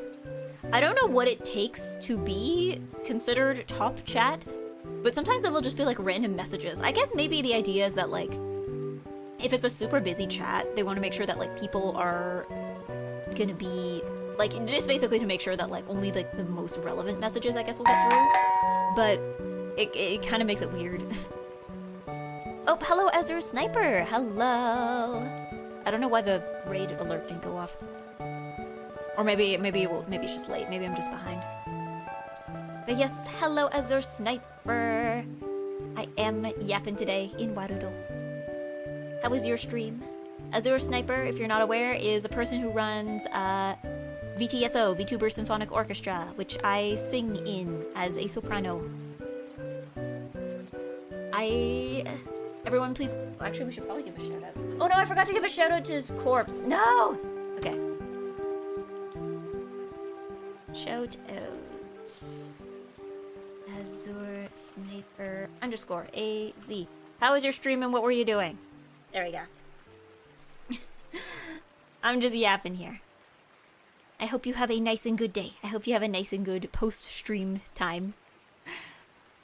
Something like that one Peanuts movie where everywhere Snoopy goes, it's all signs saying no dogs allowed. Yeah, Inu Kinshi. Yes. Welcome in, Raiders. Hello. Hello. I am NiceEggy. I am nice, and I am an Eggy. And usually I am 2D, but today I am 3D because I am in warudo. I thought my computer would not be able to handle it, but it seems to be going okay. Yeah. Hi. Hi. Hi. Hi. Hi. Hi. Okay, I hope I have everything in on time, because there was a time where, for a while, due to a misunderstanding on my part, I had submitted my part late for a VTSO project, and I remember every single time you showed up in my chat, Azure, I was like thinking about it. It's like when you haven't finished your homework, and then like you're on a spare, like in high school, and you like run into your teacher in the hallway, and you still haven't. And then, like, you still haven't finished the homework, and you're like, you just feel like your teacher's like staring at you, just like not doing your homework. My bad. No, it's okay. It's okay. Again, it was a misunderstanding on my part. But it was just like every single time he pops up in the chat, it was just like nervous sweating. Nervous sweating. It's like, oh, she's streaming. I see she's not she's not doing her recordings.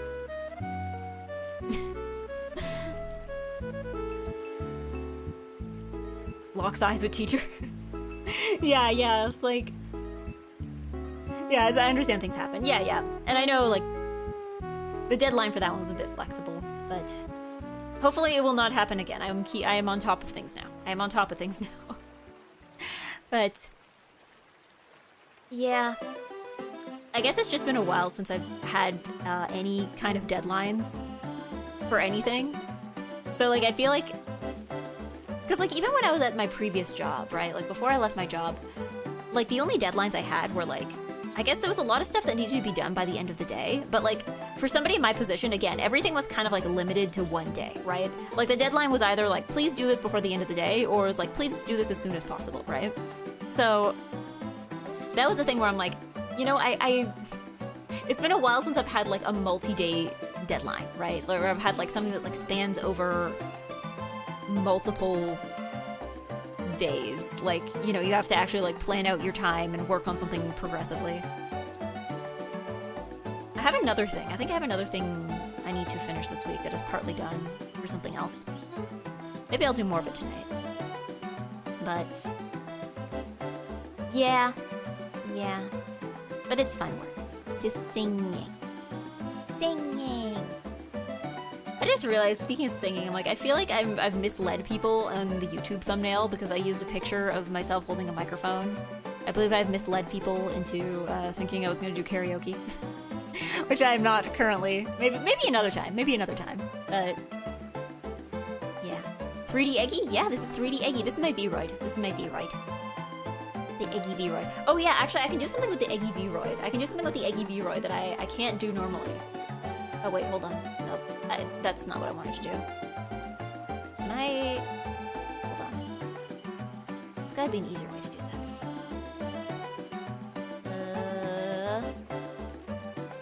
Let's see. Character... Rotation. Nope, that was the wrong axis. Hold on. How do I just want to show you my back. Hold on. There we go. Here we go. See, I can do this. This is the back of the egg. You never get to see this. In live 2D. You know, in 2D you can't see it. But you can see it here. This is the back of the egg. It kind of looks exactly how you'd expect. You know, it looks quite a bit like the front of the egg. Plot twist, the microphone was for Eggy talk. Yeah, I'm just talking like really loud. Eggy back. Yeah, this is the back of the egg. It looks quite a bit like the front of the egg, but only backwards. The Eggy back. Alright, time to look at the eggplants again. Time to look at the Eggy front.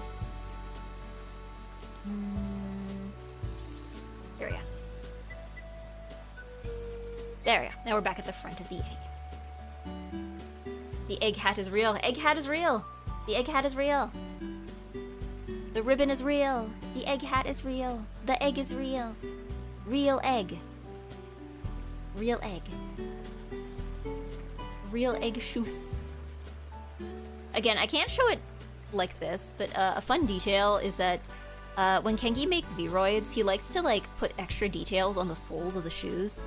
So my shoes just say shoes on them. They just say shoes because they're my shoes. S-H-O-O-S-E, my shoes. So yeah, they have shoes on the soles.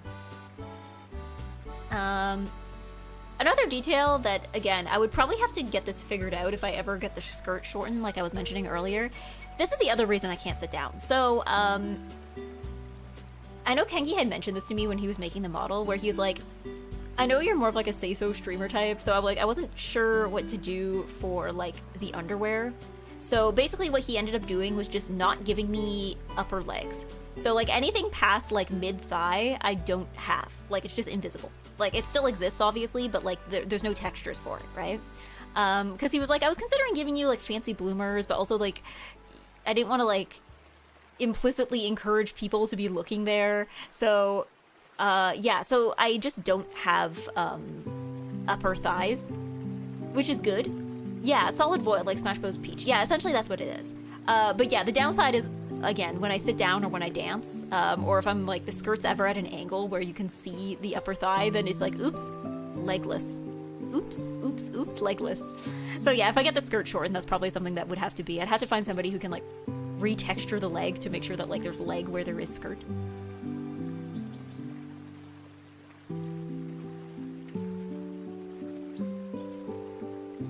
But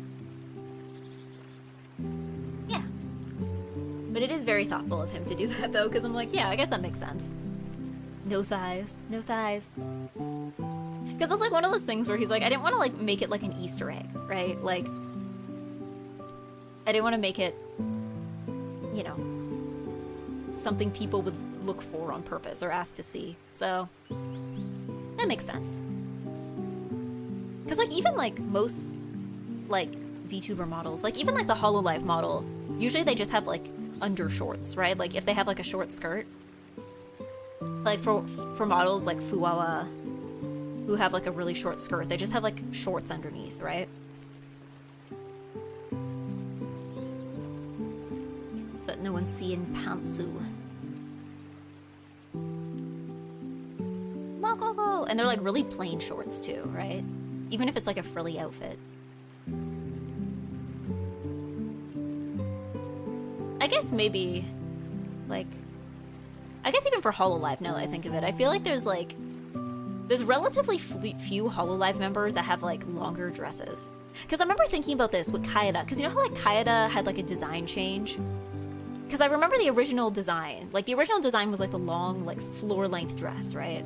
And I remember like thinking that the model looked kind of weird when she would dance in, like when she would dance with the default model. I remember thinking, I'm like, oh, it doesn't look bad, but it would look kind of strange because the dress would essentially be like obscuring all the like leg movement. So, I remember thinking, I'm like, I think she recently got a redesign. I don't know. I'm assuming they're going to redesign her, like her 3D as well. Because like, I don't know. Because like when she would do the 3D dances in like the idol outfit, it looked fine, right? But it was just like the default one that was just kind of, but then I had the thought, I'm like, you know, how many HoloLive members have dresses that are longer than like mid-calf and that like covers both of their legs, right? Because I guess there's Callie. But like Callie's dress is like, it's like there's like a slit, right? So you can see the other leg. I think Sora has like an alternate outfit that has like a longer skirt. But I'm thinking for like, I guess, well, Sora's is all 3D. I'm trying to think if there's like anybody else who has like a 3D outfit with a skirt that covers like, you know, that's like, you know, mid-calf or longer, but also like covers the entire, like there's no like slit or like, you know, asymmetrical stuff going on. I'm trying to think if there's anything like that, and I can't think of anything. Because, yeah, there was Kaeda, and then... Is there anybody else? I know Roboco has She had that like Statue of Liberty looking one. But that was like front and back. Like I think the back was like a full length, but it was more like the front, her legs were still visible. Did anybody else have like a 3D with long skirt? Like, because there's not a ton of them with designs with long skirts in the first place. I'm like trying to mentally go through, because I'm like, okay, who has long skirts in their default? Nobody in Gen 0.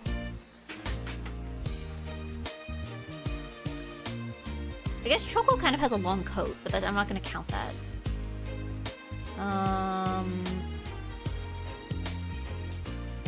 Because like Callie has a long skirt in her default outfit. Narissa kind of? Or no, Narissa has shorts, never mind.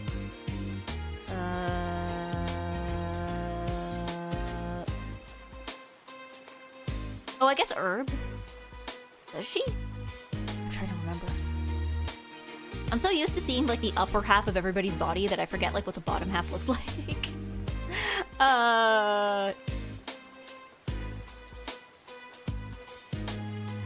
Yeah, because I feel like she has a longer, like her skirt is on the longer end. Gigi has shorts. Cece has like kind of a mid-length dress. Laura doesn't have a long skirt. Kaida does. I don't think anybody else in ID does.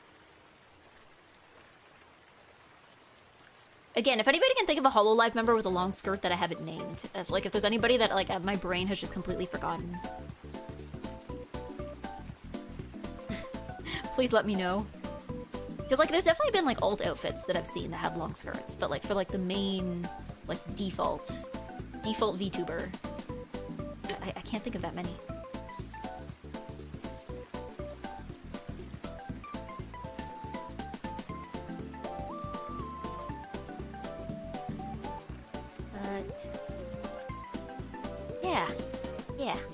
Yeah. Legs. But yeah, I would like to be able to dance with the EGGY model at some point. I was talking to Maple the other day about 3D, because Maple had been interested in like doing 3D stuff. Because basically my thing for 3D is I need something that my computer can handle, but also the other thing is that like, I don't like VR. I don't like VR. I wanted to find like if there's a way to do 3D stuff that would not involve a VR headset, because a lot of like the current like body tracking stuff, right? It's like you gotta wear the headset and then you have like the additional trackers on. I think that's how the Vive trackers work. I've been told that Slime VR doesn't do that, or like Slime VR can be done with just trackers. Like I guess you just put an additional one on your head, and you don't need like to be wearing a headset. I guess you would need something different for face tracking, I guess, but... Yeah, I was gonna say Callie, but I guess she shows legs. Yeah. Because yeah, I guess my thing is just like, I don't want to have to use VR in order to... Like, surely there must be a way to, like, track myself in 3D. You know, to track my whole body in 3D without needing, like, to put on a headset. Because, like, I don't know, there's no way that when they, like, record for concerts and stuff, or when they record dances, that they're using... like 3D, sorry, not 3D, that they're using like VR headsets, right?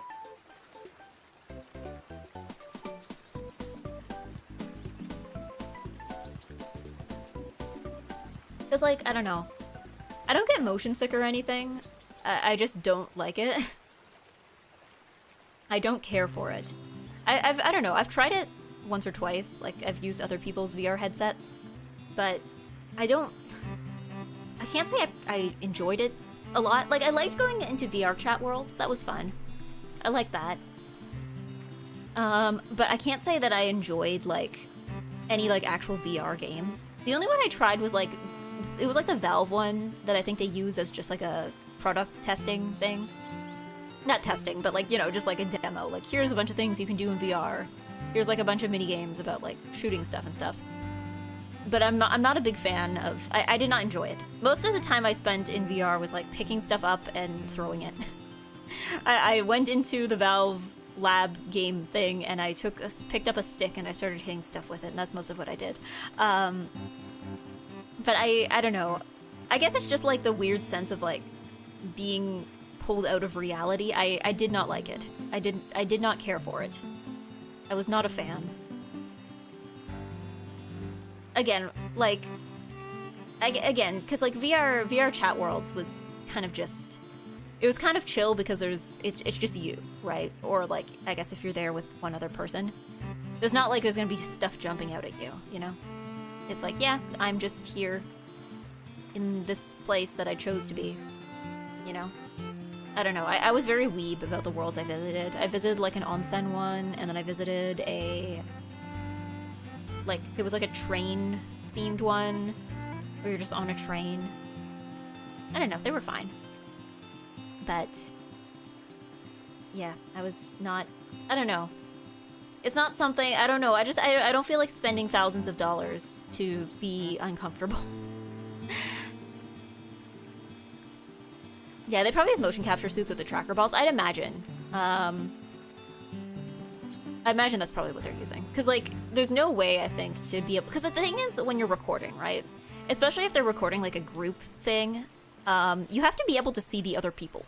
Because I feel like there'd probably be, like, some kind of safety issue. Because it's one thing to, like, have a visor on when you're by yourself. But I think that if there are other people there, like, if you're doing, like, a 3D... Not even just, like, recording for, like, a 3D performance, but when they're doing, like, a 3D stream together, right? For, like, a special event. If you're running around, you need to be able to, like, accurately identify where the other people are, or you will just be, like, crashing straight into each other. Which, as far as I know, has not happened on a Hollow live stream yet. So I'm assuming they're probably able to see each other, like, without... I'm assuming they're not using visors. Not visors, the headsets.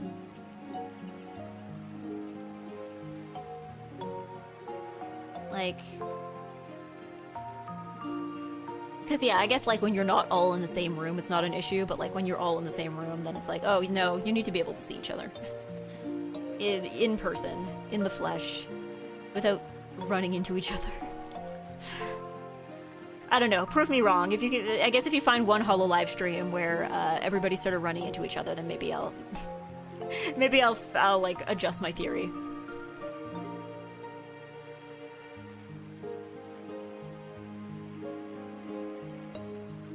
Like...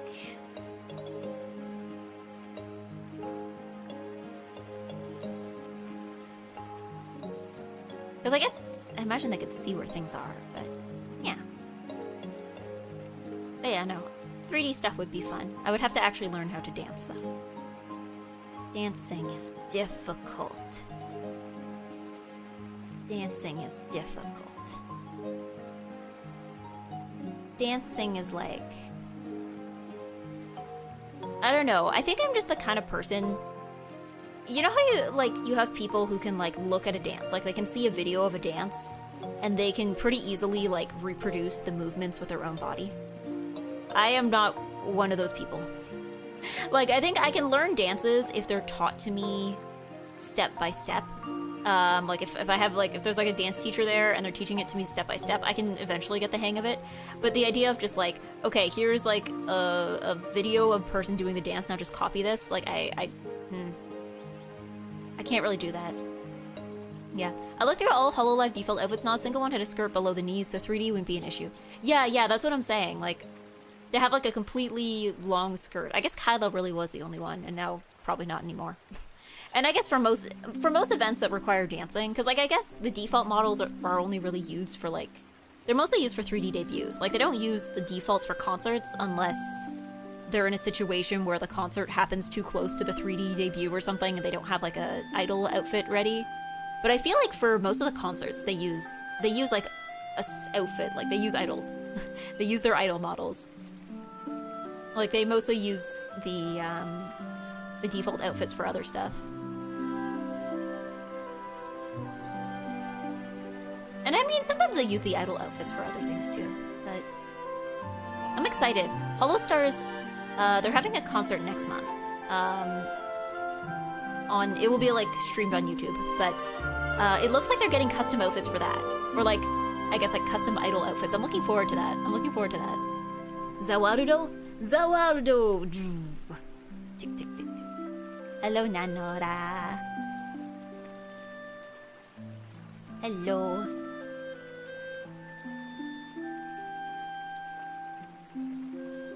But yeah, no, that's the thing is if I'm 3D, I have to know how to dance. Dancing is difficult. I can't really choreograph for myself either. I'm not very creative with my movements. I'm like, oops, idle step for 3 minutes straight.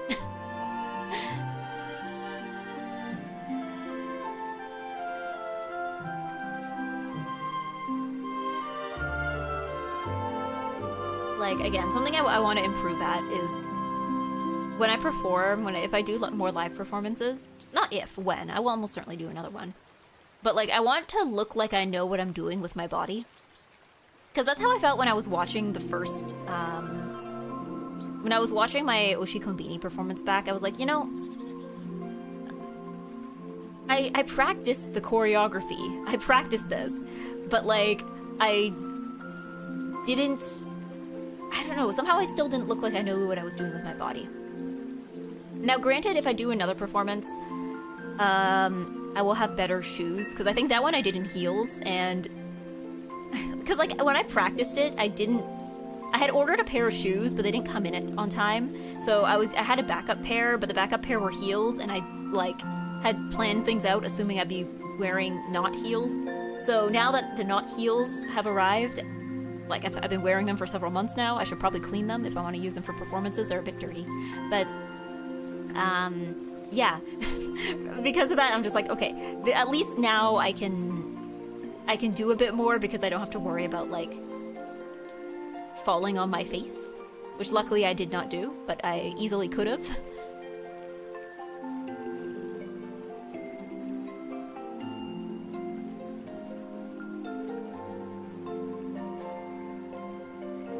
I will not fall on my face. I will, if I have to fall, I will at the very least try to fall backwards. I will fall on my butt, but I will not fall on my face. Ideally, I stay standing. Ideally, I stay upright. But if I must fall, at the very least, I will fall safely. Clumsiness is moe. Ooh! I'm not trying to be clumsy moe. I have to be, I can't be moe. I have to be, I'm trying to be a very cool and charismatic performer. I can't be moe. I sound like an opera singer. I can't be moe. Roll, disperse the force. I mean, that's an egg. That's what I'm for, I guess. Moeg. I can't be that moe. I don't know. I guess there is moe. I don't know. Is that gap moe of being, like, performer who is good at singing but cannot dance? Is that anything? Is this anything? Is this anything? Like, I'm like, I want to be cute. But I also want to be cool and charismatic performer. It's probably an Idol Master plot, probably. Well, I don't know, because, like, I feel like whenever, not even in, like, shows and stuff, but in real life, I feel like I run into more people who are like, I love dancing. I'm not good at singing. I feel like I run into that a lot more than I run into that the other way around, of just like, I love singing. I cannot dance to save my life. Because I feel like usually people who want to become idols, they come in from, like, a dance background, right? Like, I feel like it's more common to see, like, people who are, like, good at dancing but less good at singing than it is the other way around. So I'm just like, how do I do this? How do I do this? I got the audio part covered, but the visuals are always going to be lacking. Part of me is just like, what if I just, like, wear a really, really elaborate dress?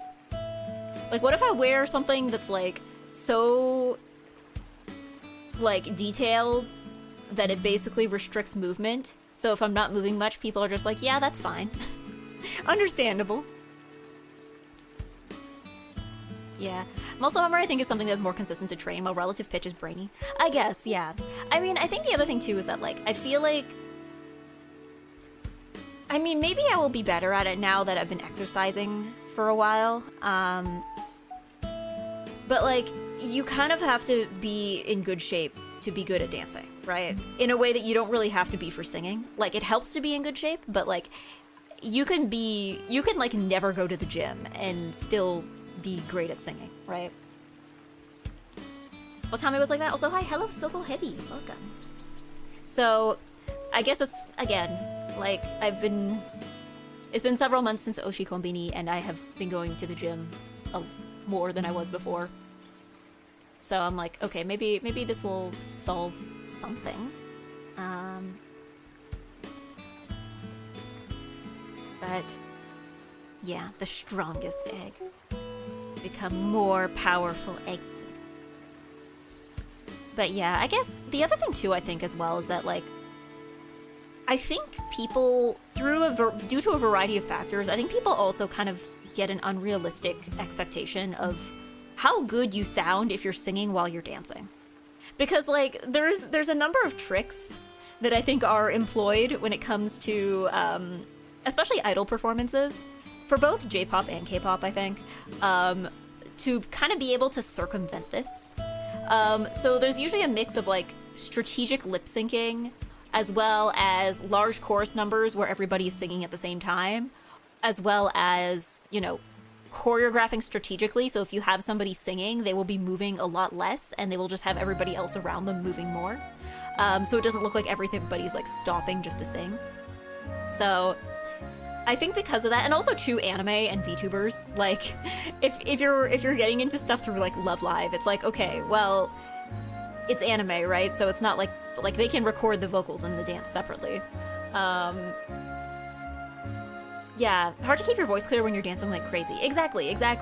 Like, even just like, okay, like if you go for like a run for like 2 to 3 minutes and then stop and then like try to hold a conversation, even that can be a little difficult, right?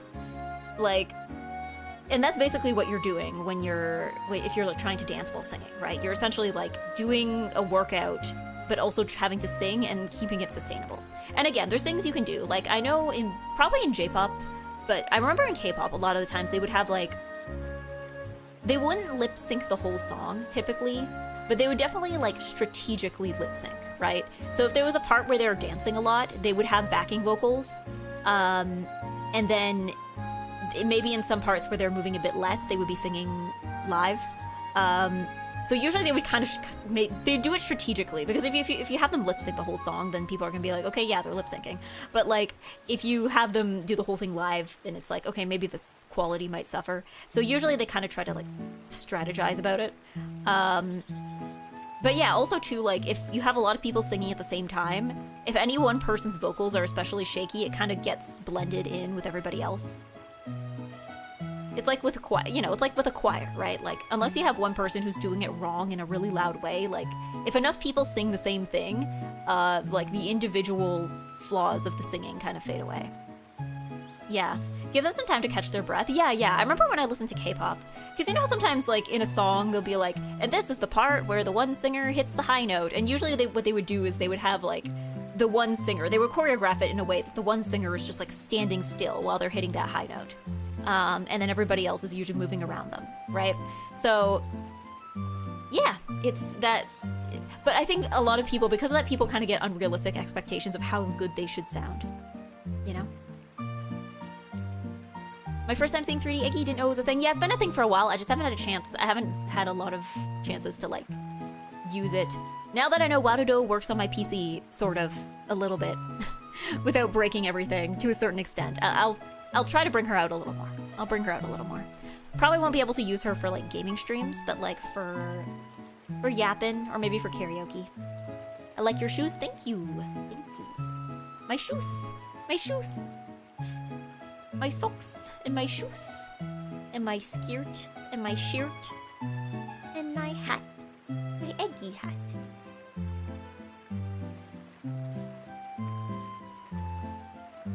But yeah, but that's the only thing though, is that with that kind of thing is you can get away with these kinds of things when you're performing in a group, but it's really hard to do when you're doing it by yourself, right? Like, it's one thing to be like, okay, you just move less in the parts where you're singing, but also like how do you do that when you're one person? You can't, like, have other people around moving to make up for it, you know? Yeah, I never realized the hat had a yoke until you turned around. Yeah, I think something I need to get in the future, I'll have to ask my art mama to see if I can get, like, a proper, like, complete turnaround reference.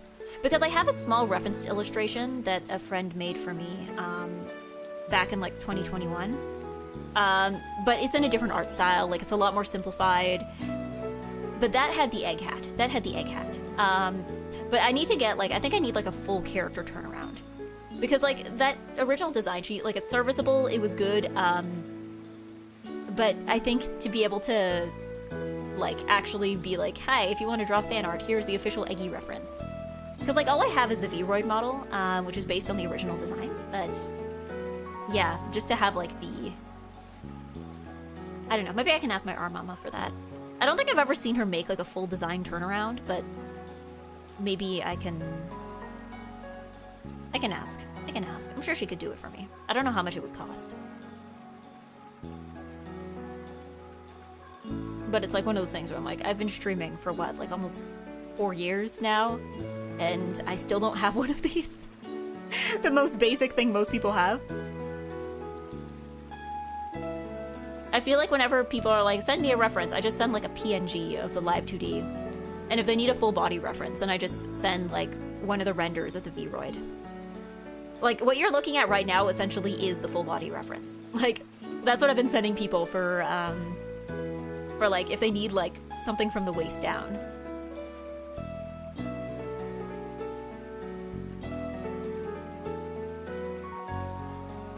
Oops, sorry. I went to, like, put down my drink and, like, my entire body just, like, shifted along with it. But yeah, spinning eggy hat. Spinning egg. Rolling egg.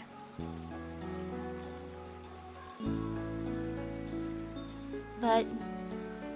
yeah.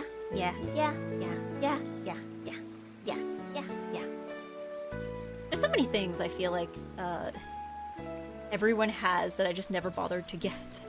I didn't have like a custom stinger, like, transition animation until, like, last year.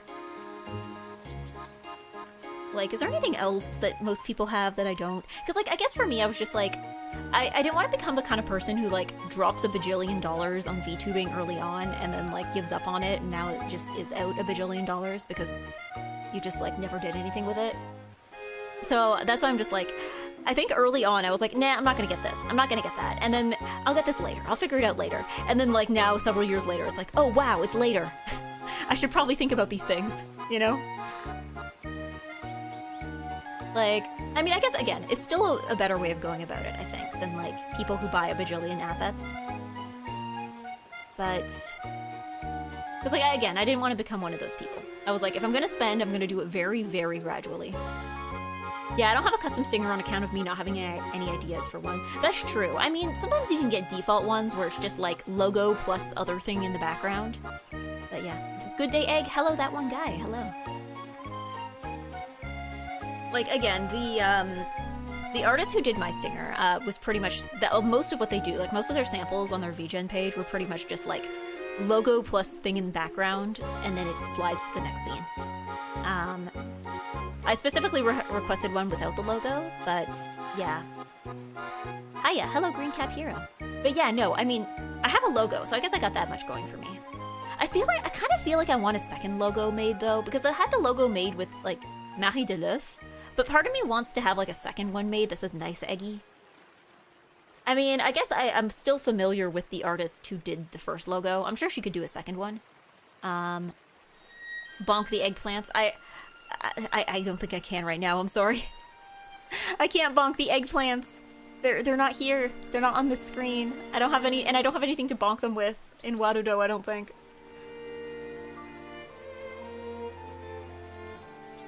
But yeah, I don't know. It's like I don't want to be the kind of person who, like, drops $1 bajillion. I am okay with dropping like $500 million or unbonkable. Yeah, you're going free this time. I'll let you get away with it this time. No, I'll refund it. I'll refund it, that's okay. Yes. I will be. When are you continuing Deltarune? Hopefully this week. I don't know when. Probably maybe Tuesday or Wednesday. This week is kind of hanging in the balance because I might be going away for a bit, for like a few days, but I don't know because it all depends on a bunch of other stuff. So currently I'm kind of I'm in planning limbo, so I don't want to give any specific day. But if it happens this week, it'll be early on, and then if not, it will be like next week or something. But yeah, planning. I'm in planning limbo, but that's okay. I don't know. Maybe I'm thinking maybe I might start doing schedules, like proper schedules again. Like maybe at the beginning of September. Stream perhaps. When? Yes. Well, okay. I try to start stream at a consistent time. So even if I don't stream every day, like at the very least, if there is a stream, it will be starting around like 10 or 11 a.m., right? I try to start, because I feel like you don't need to make like a schedule. I think you just need to have some level of consistency with when you stream. So, like if you're like, okay, I stream at like 5 p.m. EST on weekdays, even if you don't stream on weekdays, you know that like the people who are free at 5 p.m. EST on one day are probably also free on other days at that same time, right? So I think even if you need to have some kind of consistency, but it doesn't need to be like perfect. Yeah, I meant for the upcoming week. Yeah. Stream perhaps. When? Yes. Morning, probably. But yeah. Also too, I might. It's hard to say. I did get a call back for a job, but they were like, okay, like they asked me a few questions and then they say, okay, we'll forward your resume to the hiring department. And I don't know what that means for me. I don't know if that means, oh, we are considering hiring you, or you may get another call for an interview. I'm assuming it's gonna be like a second interview. Like I don't know how. They want me to start, they say they want people to start in like September, so I'm assuming that like the interview process can't possibly be that long if they need people that soon. Manifesting eggployment. I mean, this one, I wouldn't mind, because it's like similar enough to what I was doing before, but not completely the same. The place is a lot closer. Like the commute would be like, Google Maps said like 40 minutes, so it would be like less than an hour, probably like an hour at the most, right? So I'm like, okay, this seems a lot more manageable. The only thing I think is the hours. So if to start, it would be like a normal 9 to 5 while I'm in training, but they said that if I, like once I finish training, whenever that is, then they would probably move me to a later time slot, so it'd be something like 12:30 to 9 p.m. or something like that. So I'm like, I don't know what that would mean for streaming. So I don't know if I would move into an evening time slot. I think if I get this job, then yeah, the time slot will shuffle around a little bit. So there might not be Eggy morning, it might become Eggy evening again. But yeah, we'll see how it goes. We'll see how it goes. We'll see if I even get the job to begin with. I don't know. I feel like I've been like... Again, I've been back on the Indeed grind. The LinkedIn grind stopped working. I'm back on the Indeed grind. I don't trust LinkedIn. I don't think I got a single interview out of anything I applied for on LinkedIn. And it's like one of those things where I'm like... I remember like earlier this year I was like, puh. Indeed sucks. I can never find any jobs on Indeed. I'm gonna go to LinkedIn. And then I went to LinkedIn and I had even less success. So I'm like, puh, I'm going back to Indeed. And like Indeed is actually kind of working now. It's kind of working. I think what it is, something I've noticed is that like, I think a lot of like big corporations hire on LinkedIn, and I feel like a lot of the stuff you find on Indeed, some of it is big companies, but I feel like you're more likely to find like a lot of smaller businesses. The word LinkedIn is banned on this channel. I will allow it, but it is banned on this channel. We do not speak of LinkedIn here. We do not speak of it here. I've had people swear by LinkedIn, but I've never had it work for me. I think it depends on the industry, too. Like, I remember talking to my cousin who, again, like, I have a lot of relatives who work in, like, law and lawyering, and apparently LinkedIn is, like, crucial for that kind of industry. But, yeah, for me, I'm just, like, more like, it doesn't do anything. It doesn't do anything. None of the places I applied to on LinkedIn, like, replied, so I just don't think it's real. I don't know, I kind of like LinkedIn in the sense of, like, it's nice to have, like, an online resume that, like, employers can refer to easily. So, like, they can see my entire work history, even stuff that, like, isn't on the resume. But, yeah. No, I'm back on Indeed. I think a lot more smaller businesses, I feel like, use Indeed. So I think that's probably why I've had more success, is just because, like, it's not like a massive HR department that's looking at it. It's like one person. I remember a few years ago, I think one of the first jobs I applied for on Indeed, it was like a receptionist job for a medical office. And I remember the lady who was interviewing me, it was like the doctor herself. Like, the doctor who ran the clinic herself was the one who was, like, running the interview. And she was like, oh my god, I'm so overwhelmed. I, like, put up a listing on Indeed, and then I closed it after, like, 9 hours because I just got, like, 1 bajillion applications, and, like, I don't know what to do with any of this. Like, I guess it was her first time using Indeed. But, yeah, I think there's a lot more smaller businesses that use it compared to LinkedIn.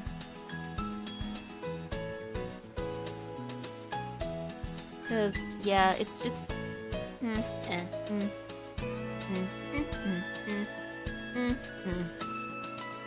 LinkedIn. Job hunting. But I guess I'm sort of trying to be back on the grind. I don't know. If I'm not employed by January, I guess I'll go back to school. I guess I'll go back. Just one more program, bro. Just one more diploma. I'm sure it'll work this time. It'll work this time. Just one more diploma. Just one more program.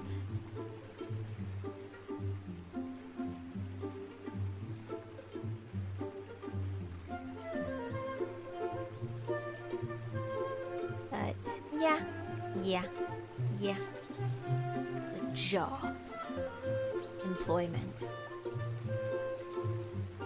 I got a question about, like, they're like, okay, so you left your job last December. I basically got asked about, like, what is this gap in your resume? And it's like, I don't know, I was not employed. Like, I'm scared I'm gonna get to the point where people are like, why is there, like, a 1-year gap in your resume? And it's like, well, because nobody hired me for a year. Like, I don't know. Surely there must be more people. Like, I imagine that, like, a lot of people right now probably have big holes in their resume because they just, like, couldn't find a job, right? It's like, what is this 1-year gap? And it's like, well, it's because nobody hired me for 1 year. Like, I don't know what you want from me. Add VTubing to your resume and there won't be a gap. Well, I don't know. I guess I did do some election work earlier this year. Like, because there was, like, multiple elections, I think, that happened. And I worked during one of them. So I guess I can put that in there. But, like, technically I was employed for, like, 2 days. For, like, you know, 1 day of training and 1 day of, like, actual election day. So technically I did work. Yeah, I heard the job market is a lot rougher than a few years ago. I feel it definitely even compared to last year. Because I think last year when I moved, like, between when I had finished... Because I finished a job in, like, January 2024, because it was, like, a limited contract, right? And then between then and when I found my next job, like, I finished January. The next job I found was in March. So, like, granted, that was also because like, if I was pickier, it would have taken longer, but that was also because, like, I basically picked the first job that gave me an offer, right? So I think that was the thing was but even, like, this year, something I noticed with Indeed is that, like, I used to in 2024, like, when I came here, like, I would refresh Indeed, like, multiple times a day and there would be new jobs. But, like, now pretty much I check it, like, once a day, and there's no point checking it more often than that because nothing new is being added, right? Like, if I keep refreshing, I'm just getting the same jobs over and over. And the other thing I noticed is even within this year, I feel like a lot of stuff, like, I guess they know people are desperate because I feel like the wages for like similar positions are lower than they were like even earlier in the year. Like I definitely remember like there would be like customer service positions or like call center stuff, and it would be like, oh, this pays like $20 an hour, and then I like look at a similar job now and it's like this pays $18 an hour, and I'm like,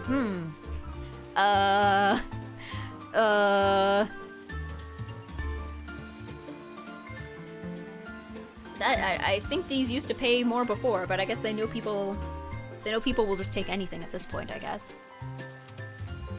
I wonder the job market now versus whatever was in 2008. Yeah, well, I wonder too, because like one of the other things I noticed was that like, because I remember my parents, like even my dad was like, why aren't you like applying for like part-time stuff? Why don't you like go to like retail or something? And I'm like, Dad, I was rejected from Starbucks. Like, even part-time employment, I feel. In the 1980s in Australia, my mom was making the inflation adjustment equivalent of $30 per hour at the shrimp factory. Yeah, like, it's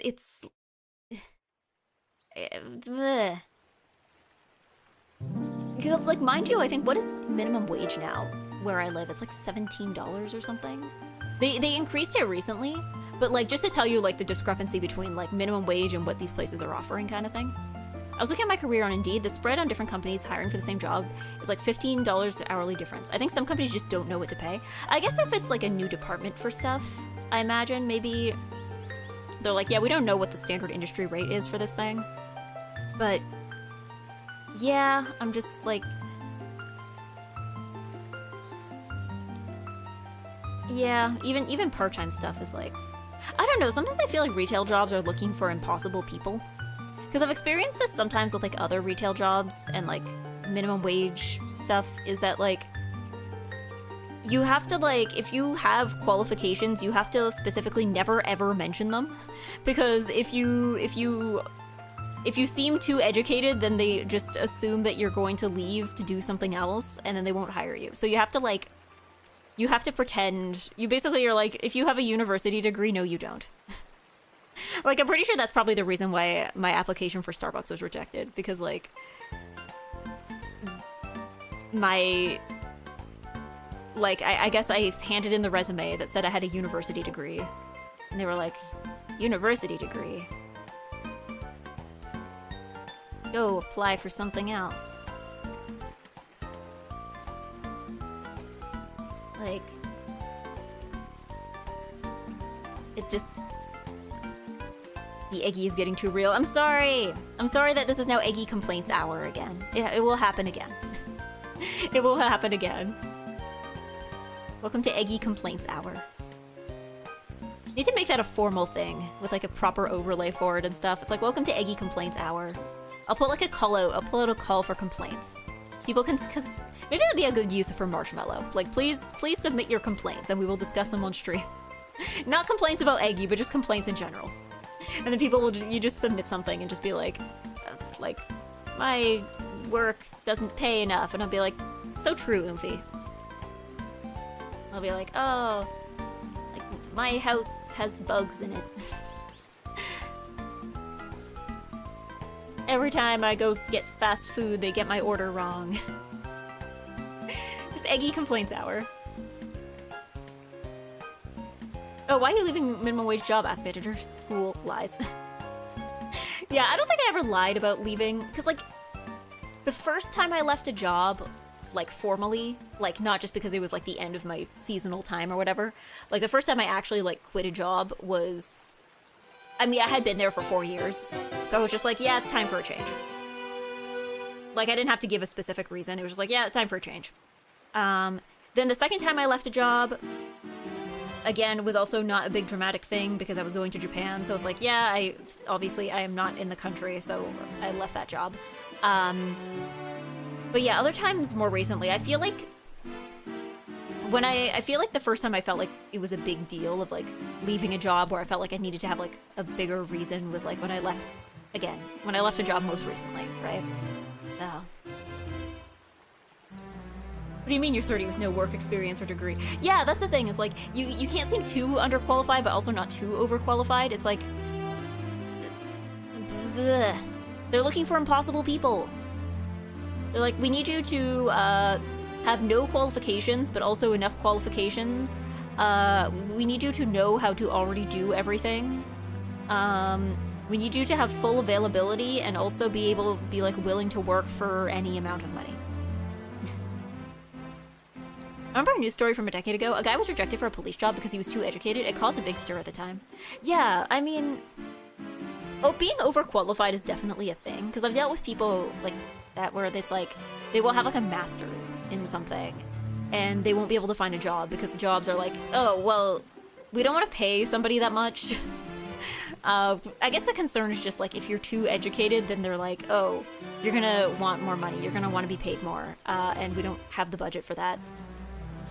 So, yeah. It's impossible. I think they're looking for impossible people.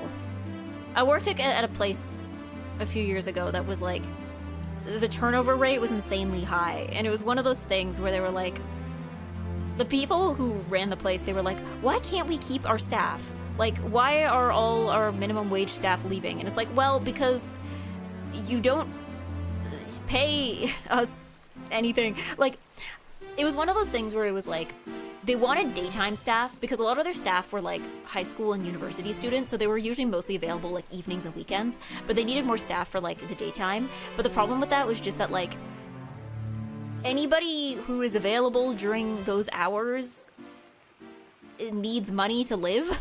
Like, if you want to hire actual adults, then you're gonna have to pay actual adult wages. Like, you can't like give minimum wage to adults who are trying to like actually have a job and make a living, right? That's why people keep leaving. That's why people keep leaving. If you pay high school wages, you're gonna get high schoolers. But that's just how it goes. That's just how it's gonna go. No, I meant the EGGY's getting 3D. Oh, okay, yeah, no, I'm three-dimensionals, yes. Sorry, that was like the EGGY's too real. It's like, sorry, I'm complaining about world issues again. No, I'm 3D. Yeah, T-pose. I probably could do a T-pose. I don't feel like changing the pose on my view right now, though. I used to run a chain restaurant. What I was hired for was wildly different than what I've heard some corporations hire for. I don't get it. Yeah, it's...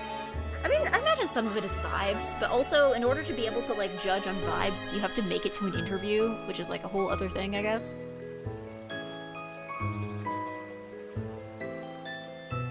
Like...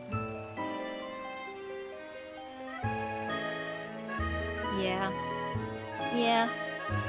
Vibes were number one. But the thing is, in order to, like, get somebody's vibes, you can't really get vibes from, like, a resume, or even from, like, a resume and a cover letter. I feel like vibes are something that you can only get from, like, actually meeting them. So, like, if you're not getting interviews, I can't even be like, oh, they just didn't like my vibe. Because they didn't get my vibe. I was not... They did not meet me. You know, the vibes are the reason we run interviews. And, like, I don't know. I guess the vibes were wrong is, like, a valid reason for not hiring somebody. But still, it's also just, like, you know, even unlikable people should still have a job, you know? I guess that's like, a thing. Like...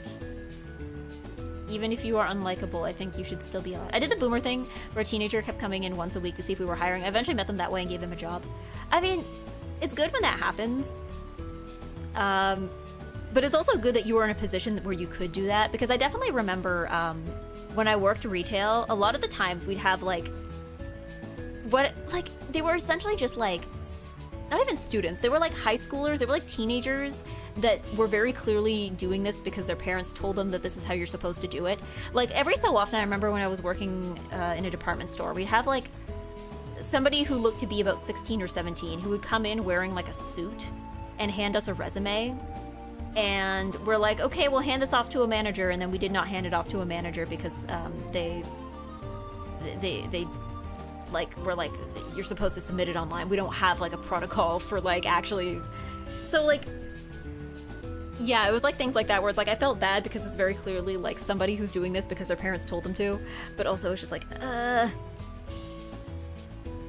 But yeah, the only time I've ever heard of it working like that. That poor guy. I mean, to be fair, I know this because I was also that person at one point.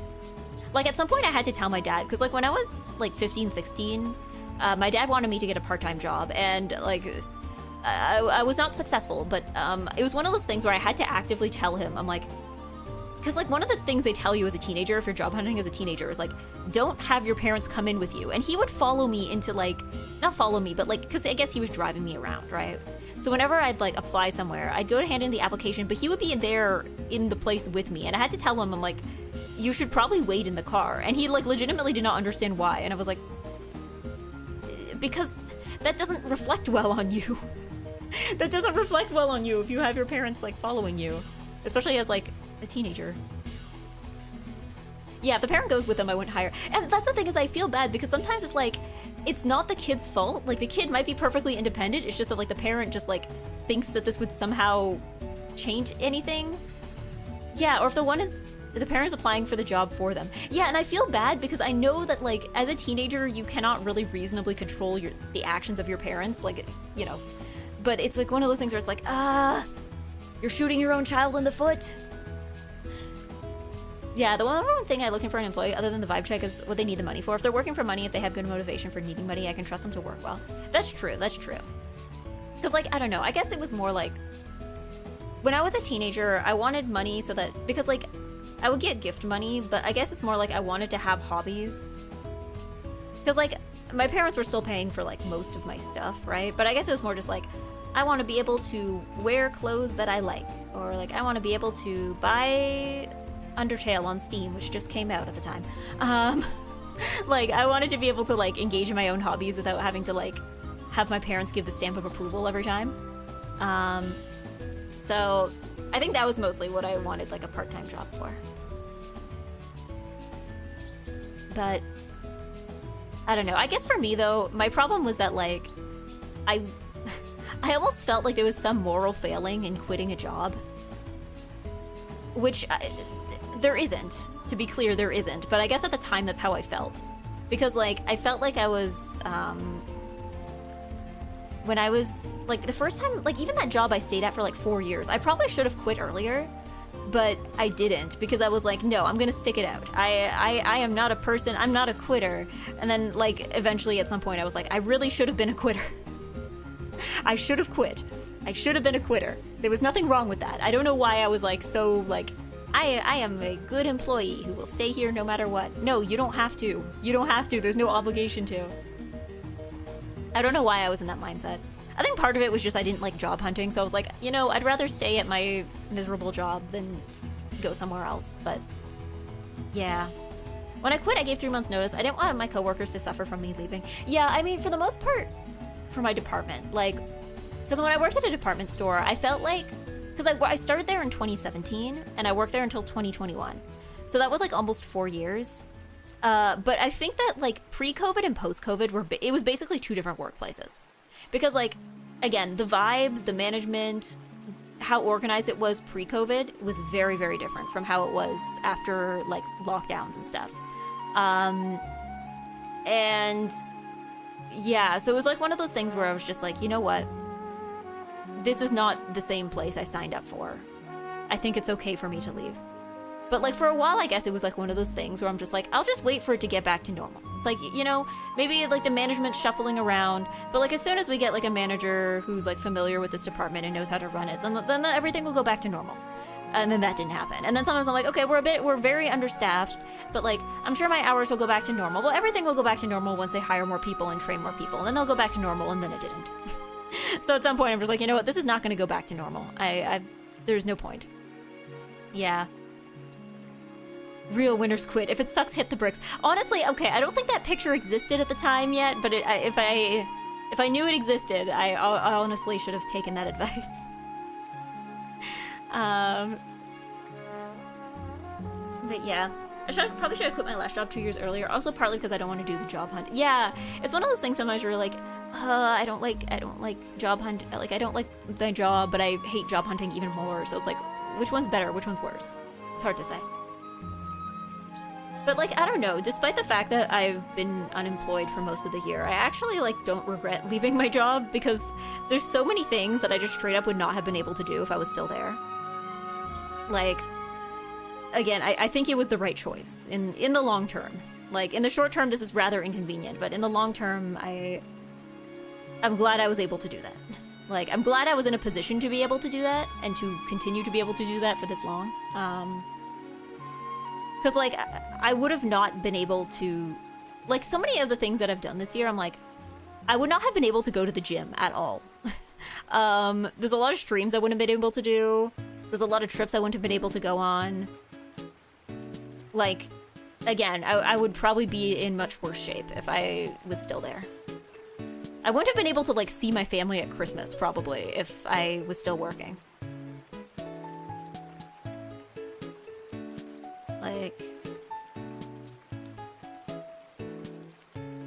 Like, it would have been such a weird Christmas. Because they didn't give us, like, they didn't give us a full Christmas break. They just gave us, like, they would have given us, like, the 25th and the 26th off, and then we'd have to be back on the 27th until the 31st, and then be off on the 1st. It would have been a weird holiday, because I would have been in office the whole time. Like, you know how some offices just give you, like, the whole week between, like, the 25th and, like, New Year's? They're like, you know what, we're not gonna actually accomplish anything in that time. But no, this was not one of those. This was not one of those. They gave us, like, the minimum amount of time off that they would. So I was like, essentially it would have been a weird holiday if I would have stayed. Like, is that a normal thing for jobs? Because, like, I understand for retail, right? Because, you know, you got, like, that, like, post-Christmas shopping time. But for, like, an office job, it was, like, it feels like it would have been... I don't know, is that normal? Is that normal to, like, go into the office between, like, Boxing Day and New Year's? Giving you the whole week off is in the minority, surely. Yeah, but, like, even, like, the previous, like, short-term contract job I had gave us, like, a full week off for New Year's. Or for, like, Christmas and New Year's. Unless you book the week off yourself. Okay, technically I could have done that, but actually I couldn't because everybody else, they didn't want too many people taking the week off at the same time. So, because I started later in the year, a bunch of people had already booked off that time, and they're like, nope, nobody else can get the holidays off. Like, that's the thing, is that, like, I could have used my vacation days, but also I couldn't because they're like, we need somebody to actually be at the office. So, yeah, essentially I wouldn't have been able to, like... And also I don't think I would have had enough vacation days anyway. Like, again, they didn't... They didn't get... I don't know, what's a normal amount of vacation days to have? I mean, I know this varies by country. But, like, I think we got 10 days. We got 10 days off for the whole year. Plus, like, statutory holidays and stuff. Well, okay, actually, technically it was, like, 12 or 13 days if you add in, like, what they called, like, a floater, and then, like, sick days. So it was probably, like, more like 12, 13. But that's assuming that, like, you know, you use all of them. Because, yeah. I don't know if that's, like, a below average or above average for, like, vacation days. Minimum is 10 days. Really good places will start you with 15. Good places start you with 15. Really good places will give you more. Okay, yeah, so basically they gave us the minimum. They gave us the minimum. And you had to work there. You had to, like, get seniority to get more.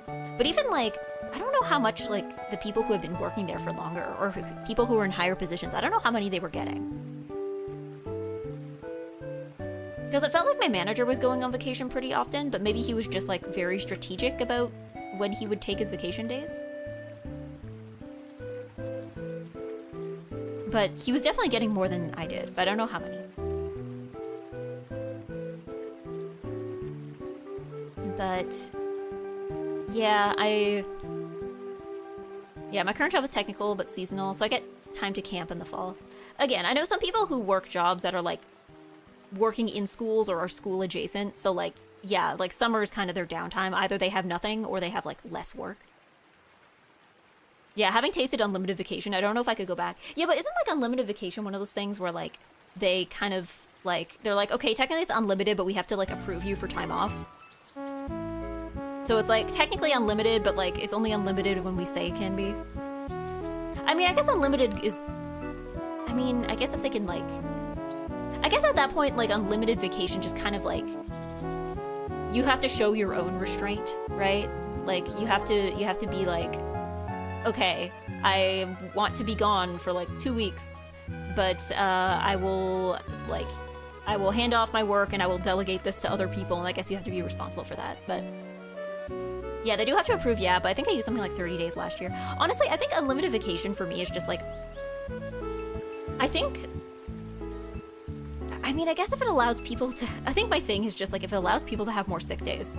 Because that's the other thing with the office, is that, like, if you work somewhere where people are not given enough sick days, then everybody suffers. Everybody suffers. Maybe it's because I had a long commute. There were some days where I just had, like, unpaid sick days. Because there was days where I'm just like, okay, I do not feel well. I don't feel like suffering through my insanely long commute. I would rather just not get paid for today.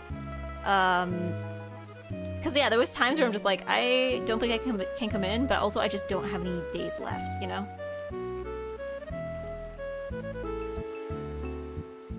Like, all teacher I know work in the summer. Yeah, I guess it's like summer school. Or, like, if they work in a university, there's, like, summer courses. Or I know some teachers work at summer camps. But, like, it's not just teachers. It's also things like, you know, like, probably, like, janitors, bus drivers, like, people who aren't teachers but, like, work in the school system, you know? Secretaries. Why is everyone still sick? Because they didn't give people time to rest. Exactly! Or at least, like, have an option. Like, I know some positions where I worked before had, like, work from home options, but my department was not one of them. Which, to be fair, is understandable because, like, working with mail was, like, a big part of our job, and you kind of need to be present in person to look at the mail. But, like, there are still absolutely jobs that, like, if you would have given us the correct equipment, we could have done from home. But they just didn't do that. Like, they just didn't be like, oh, yeah, we can just, like, redelegate this so that you can do it from, like, you know, a work laptop at home. Like, yeah, it was like... Hello, Orenadam 78. I'm complaining. But yeah, no, it was like, it's like, why is everyone sick all the time? It's like, because everybody had to bring their germs to the office all the time, because you won't give them the option to be at home and not give their germs to everybody. Like, there is no downside to this. Because, like, it's one of those things where it's like, if one person is sick and is bringing their germs to the office, then you have just, like, kneecapped the entire office, potentially. You know? Like, again, to me, it's just, like, it feels like it's not... It's like, if we give people... I don't know, it's one of those things where it's just, like, if we give too many people too many sick days, and they'll just take sick days when they don't really need it, and it's like, well, the risks are higher than the potential for abuse for that, I think. Like, I don't know. I mean, to be fair, there were also some sick days I used because, like, I don't know. Granted, I wasted a few sick days, especially towards the end where I was just, like, really not feeling it. You know, when you have days where you wake up, like, I guess maybe if you, like, slept really, really badly, like, there was days I woke up and I'm just like, I don't have to do this to myself. And then I would just, like, call in sick. I was like, nope, no, I'm not feeling it. I am on 0 slep. Like, I am happy to have made it to the bathroom to brush my teeth. If I go into work, I promise I will not be productive. Like, I don't know. I think there was a couple sick days I think I just used on days like that where I'm just like, I've had enough. I've had enough.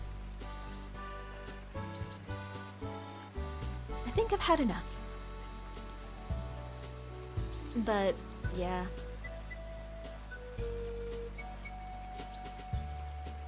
Because, yeah, it's me not feeling it to go to school, but it's been the whole semester. Oops. Well, I don't know. To be fair, for school, I never really, well, okay, maybe I skipped class, like, maybe, like, once.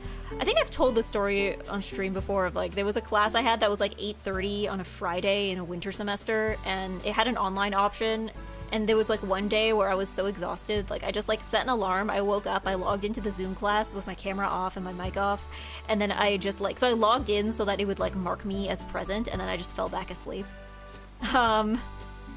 Or I think there was also some days, I think, where I just like, my alarm didn't go off and I woke up and it's like the class would have been like 80% over, so I was like, well, okay, that's fine, I guess. Again, this only happened for 8:30 classes. Like, I don't think I ever intentionally skipped. Like, sometimes, like, you try to go and out. Like, I was late for classes quite a bit, I think. But that was sometimes just, like, you know, your bus was late or you were stuck in traffic or something, right? Or you were, like, I was at work and I couldn't leave until the last second kind of thing. But yeah, I can't say I ever skipped I didn't like skipping classes, but honestly, there were probably classes I could have skipped. I don't think I skipped any classes when I was in Japan either. Well, I think, well, I mean, I guess if you count, like, there was a couple classes I missed because I had COVID. But it was just, like, one class, I think. Because I remember there was a class, I think I did remote for one class when I had COVID. Eggy skipping classes. Again, most of the time it wasn't intentional. It was just like, oh, I overslept for my 8:30 class. Or, yeah, I don't think I ever really skipped intentionally. After a bit of college, you can learn how crippling skipping, just one class can be. I think it depends. Because the problem with a lot of my classes is that, like, every week the teacher would be like, here's the reading to do for this week. And then when you go to the lecture, it's basically just the teacher summarizing the reading. So sometimes it's like, okay, if you did the reading, sometimes the class, I don't know, it's like one of those things where it's like, if you do the reading, the class feels redundant. And then if you go to class, then the reading feels redundant, you know? That was a lot of my classes, because a lot of it really was just like, here's a topic, here's some reading on it, write an essay about it. And it's one of those things where it felt like, yeah, you would get extra points for showing up, like you get points for attendance, but I don't know, it was just like, what you were actually doing in the class felt kind of redundant, right? Because you're just like, I just need to write an essay about this, like, especially if there was no like class discussion or anything, like if there wasn't much else going on, if it was just the teacher just summarizing the reading, then it just like, it felt kind of like I woke up at 8:30 for this kind of thing. But also, I don't know, I feel like every 8:30 class I've ever been to had huge issues with attendance. Like, I feel like it was super common. Like, I feel like the attendance rates for classes that start before 10 a.m. were, like, so much worse than anything that happened later in the day. Like, I think most of the people in my, like, you know, 5 p.m., like, evening classes or, like, even afternoon classes, they would be there on time. But, like, 8:30, I feel like there would be times where there's, like, 3 people in the room. Like, it really was kind of... It's like that. It's like that. But I don't know. I guess not feeling it with work is different than not feeling it with school, though. Because, like, not feeling it with school is only gonna, like... It's only gonna inconvenience you, right? And maybe other people if you're doing, like, a group project. But that's about it, right? But, like, when it comes to work, it's like, oh, no. If I'm not feeling it, then that's gonna be a problem for everybody. Like, that's gonna be a problem for other people. So... yeah. I remember taking an 8 a.m. class, it was murder. Oh. The 10 p.m. end to 8 a.m. class cycle. No, did you at least live close to the, like, did you at least live, like, on campus or close to campus? I hope you at least lived close to campus. I remember taking an 8 a.m. class, but yeah, no. Eggy not a whack. Hello, Azure Shot. I was a good Eggy. I was a pretty good Eggy, actually.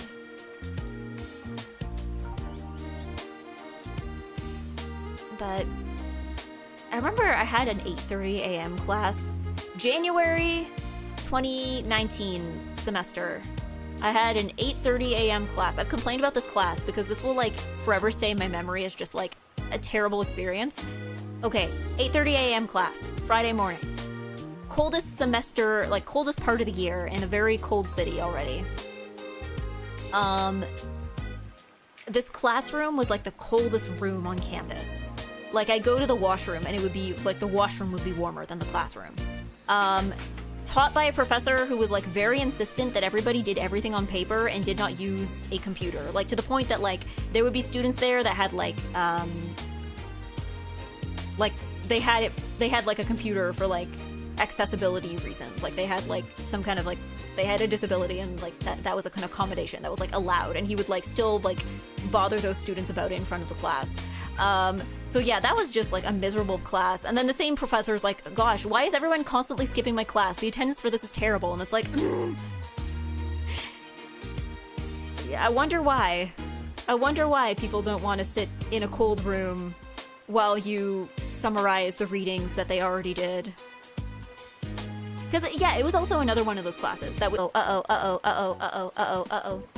Are we back? Are we back? Are we back? Are we back? I'm sorry, Cassie on YouTube. I'm sorry this immediately happened. No! We're offline.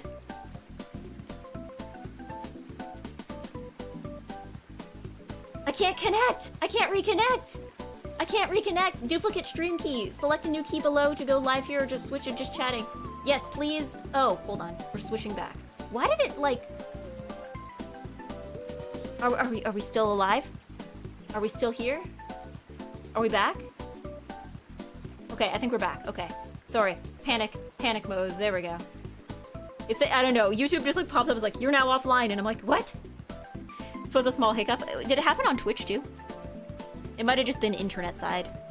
It looks like I dropped a couple frames, but that seemed to be an internet issue and not a EGGY issue. Not a computer issue. Yeah. I said ink, quill, and scroll only, no pens. Yeah, well, the other thing too is like my notes from that class, when I tried to take notes, were like absolutely incoherent, because like he was also, I don't know, if you want your students to take notes on paper, you should maybe speak at a speed that allows them to catch up. You should maybe do that, because if you're trying to do notes on, if you're speaking at keyboard typing speeds, but expecting everybody to take notes on paper, then I think nobody will be successful in that situation. Yeah. Yeah, it was close. Imagine a 2-hour commute for that cycle. Death. Yeah, I think my commute for university wasn't 2 hours, but it was still pretty long. I think the problem was that it was very inconsistent, because I was taking the bus, and like the buses where I was were not terribly reliable. So it's like this could take anywhere between like an hour and a half. So you just have to like leave at a certain time and just hope. You just gotta hope. So that was the thing. Yeah, imagine if you live on campus, it's a little less miserable because you can just like walk there in like 5 minutes, but...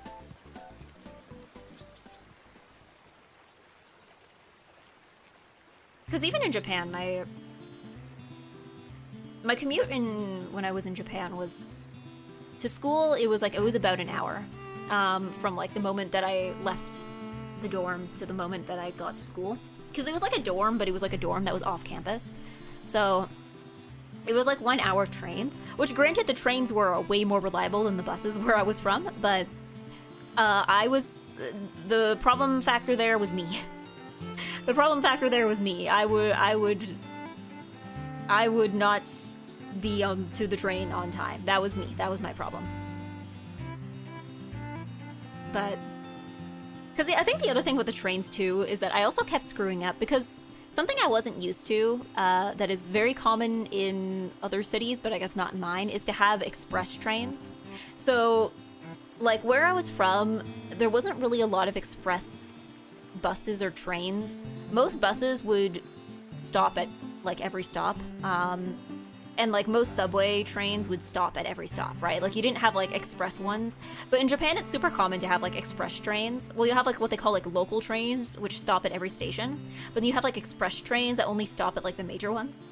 And what would happen sometimes is I would get on an express train thinking it was a local train, and then I would panic when it inevitably skipped my stop, because it was not considered, I guess, a major stop.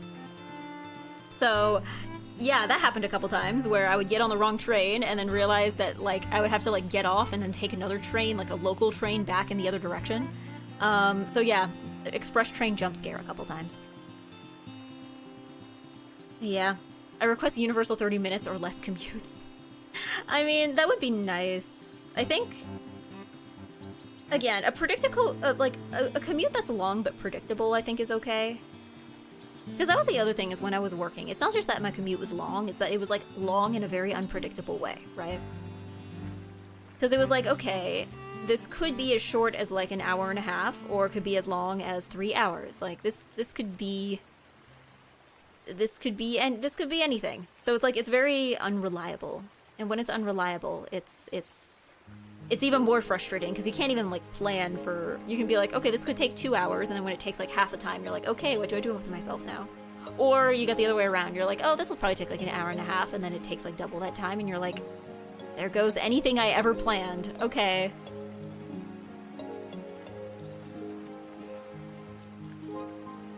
Yeah, the feeble egg origins. The commute made me feeble. I became feeble. But yeah.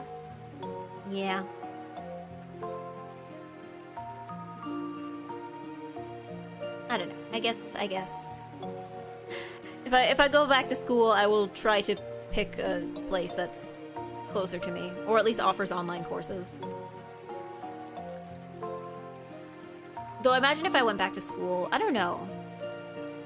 Because the things that, like, if I go back to school, because I'm thinking, like, okay, if I can't get employed by the end of the year, then I guess I'll try and go back to school in January. But also, like, if I go back to school, it would probably be for something that's more practical, right? Like, the stuff I'm looking at is stuff like business administration or, like, law clerk, like, stuff like that. Like, something boring, but that will find me stable employment, right? And the thing with that is just, like, I don't know what the actual courses for those kinds of things would look like. Because I can't imagine it would be as much reading as it was for my university courses. Because I'm very accustomed to, like, you know, read the thing and write the essay about it, but I can't imagine I would be doing a lot of essay writing for, like, business administration, right? Like, I don't know what the homework for that would look like. Like, a lot of these are, like, 1 or 2 year courses, but I'm like, how much can there possibly be to learn about it? I mean, I'm sure there's probably enough to learn. I don't know. Because, like, law clerk, at least I understand, because you have to understand, like, legal terms and stuff. So I imagine that's what I would be studying. But some other ones, I'm just like, how much is there to learn about this? I mean, I guess there must be more than I think, because this is a 2 year course. So evidently there must be, like, 2 years worth of stuff to learn about it. But yeah, that's a thing. But yeah, I don't know. I kind of liked being in school, but I don't know.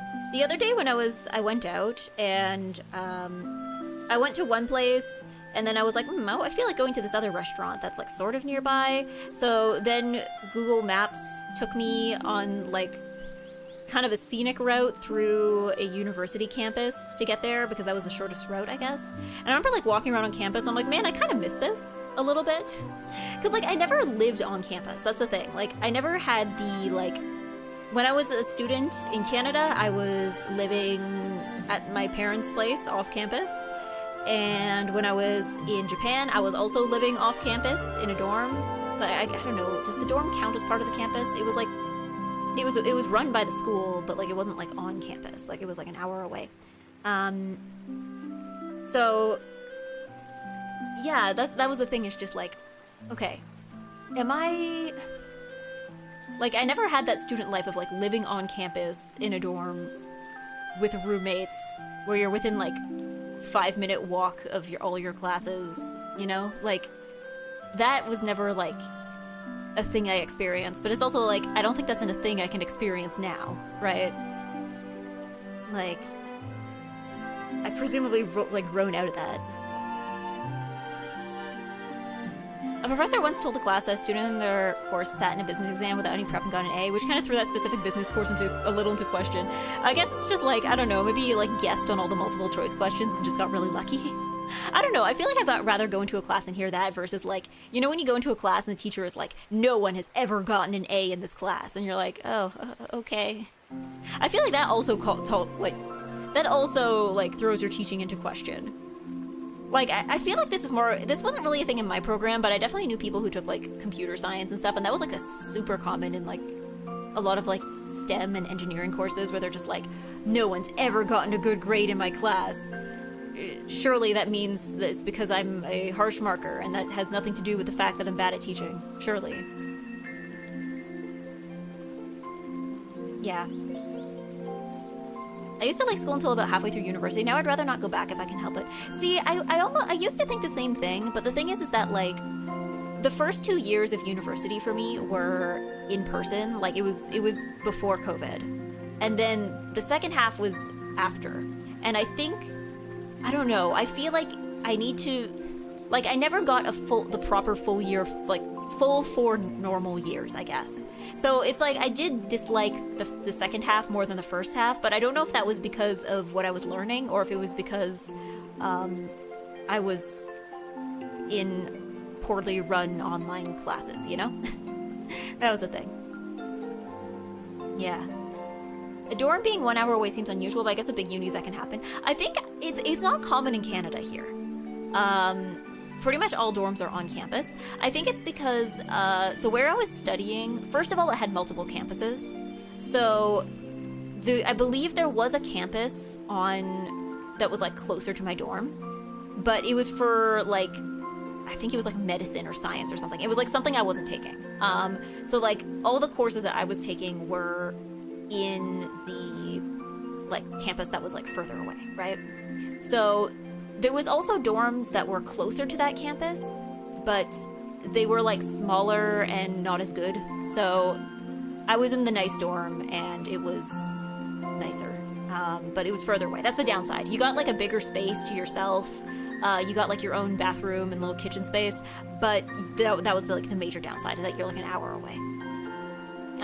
Whereas the people who were like 10 minutes away they're like, yeah, it was like shared space, shared washrooms, shared kitchen, and like smaller rooms. So, yeah.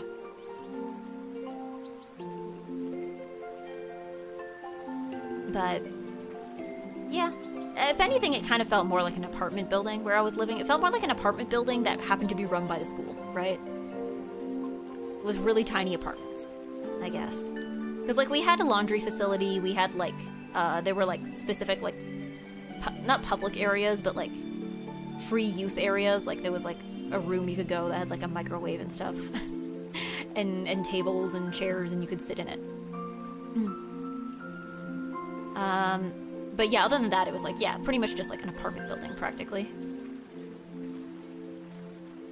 But it was also the other thing, too, is that it was specifically for international students. Like, I think everyone staying there was an international student. Whereas, like, the other dorms that were closer to school were, like, a mix of domestic and international students. I don't know, I just remember hearing about the stuff that went on at the other dorms, though. Like, there was some girls who lived at the other dorms, and they were talking about, there was apparently this one person, it was like who lived in one of the other dorms.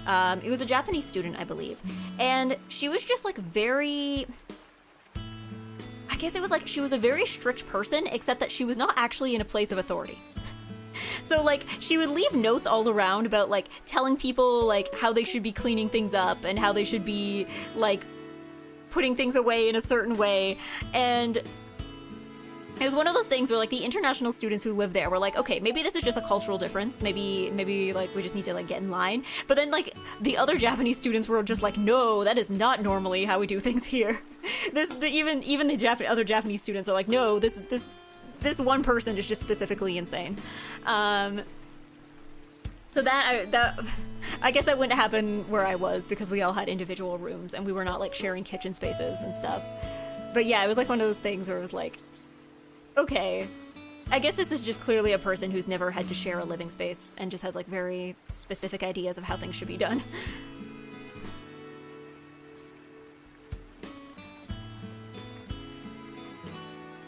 But yeah, I never had that kind of like campus life. But on the other hand, it's also just like that's expensive. It's expensive. My sister got to have it. But it was expensive. It was expensive for her. Like, financially, I'm better off, but it's also like an experience that I'm like, I could have had this, but then I didn't. Like, I don't know.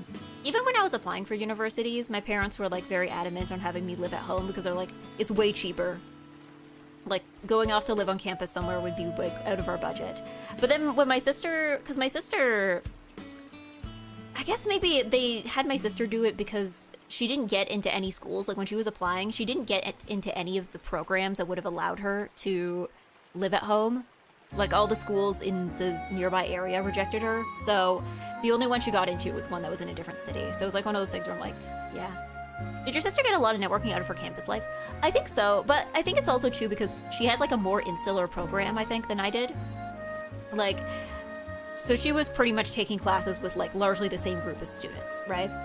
So I definitely think she was a lot more involved, but also the other thing too is that she also came into university straight out of high school, which I didn't. So like, the fact that like she was like with people her age, whereas like by the time I went to university, it was like, okay, I've been out of high school for a few years. Because I don't know, I remember starting, and again, it feels weird to say now because like when I started university, I was like 20 and I was around a bunch of people who are 18. And it's one of those things where it's like, it's only a 2-year difference and it feels really snobby to be like, I'm so much older and more mature. But it's also like, okay, you are 20, right? Like, you've been out of high school for a couple years. You know what it's like to be an adult. You know, you've been like working or doing other things. Like, you know the freedom that comes with being an adult. You know, maybe you've lived on your own for a bit or something. I hadn't at that point, but like, you know, my parents would leave me at home if they went out of town or something, right? Like, I could handle myself. Whereas you're around a bunch of people who just graduated high school and are experiencing like previously unseen levels of freedom, right? And I felt like I had a lot of trouble connecting with my classmates, especially like ones who were younger than me because of that, because it was like, because what I did when I was able to have conversations with other students in my classes, a lot of the times I kept talking more to like the mature students, like the people who were like returning to school, like, or like were starting later. Because yeah, like, again, 18 years old to 20 years old, it's only 2 years, but like it can kind of feel like a big jump when you look back, right? Because it's like, okay, I've already had this phase of like, whoa, I can do anything. And then now I've like kind of settled into like, okay, I can do anything within reason. But like the people around you haven't figured that out yet, you know?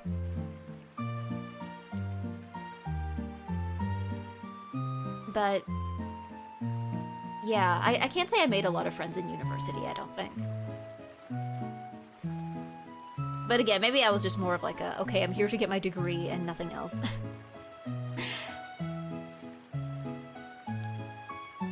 I don't know. I guess my program wasn't especially well built for having friends, though. Because it was like kind of a hodgepodge of classes, so you weren't really with like a consistent group, right? Like, every class was a completely different group of people. But that's how it is. And I find friends on the internet. I would go on the internet. And that's where I find friends. On the internet. On the internet. And then 2020 came around, and then everyone's finding friends on the internet, and it doesn't matter anymore. We are all on the internet. All the poli-sci VTubers. Well, it's more just like, because like my program, because it was such like a hodgepodge of stuff, right? So you would find people who are like, okay, we are in a political science class, but we're not in the same major. It's just that we're both in majors that require political science, right? But like, I don't know. I don't think there's a lot of people that I had more than one class with. Like, even for French, well, maybe for my French classes, there was a couple times where there was people who were in French with me multiple times. But I think that was, like, the only crossover. Like, a lot of the times, and also, too, like, in university, you also have a lot more, like, 100 people classes, like if you have a lot of big lectures, it's like that's not really where you're doing socializing because you're in a big lecture. I think a lot of the times in university, a lot of the socialization comes from like campus activities. So if you're not really living on campus, I feel like it's a little more difficult. Because like, again, the people I know who made a lot of friends in university are people who either like lived on campus or were like super involved with like, I guess, campus events, but I was neither of those things. I'm like, I am not party eggy and I don't live on campus. So, yeah, okay. Yeah, I think I retained only a couple friends who had met in university. All the friends I had in university were like friends that I had from high school that went to the same university. that was all the friends I made. Anybody new that I made friends with while I was there, it was mostly online. Like, I don't think I made any like new friends within my classes.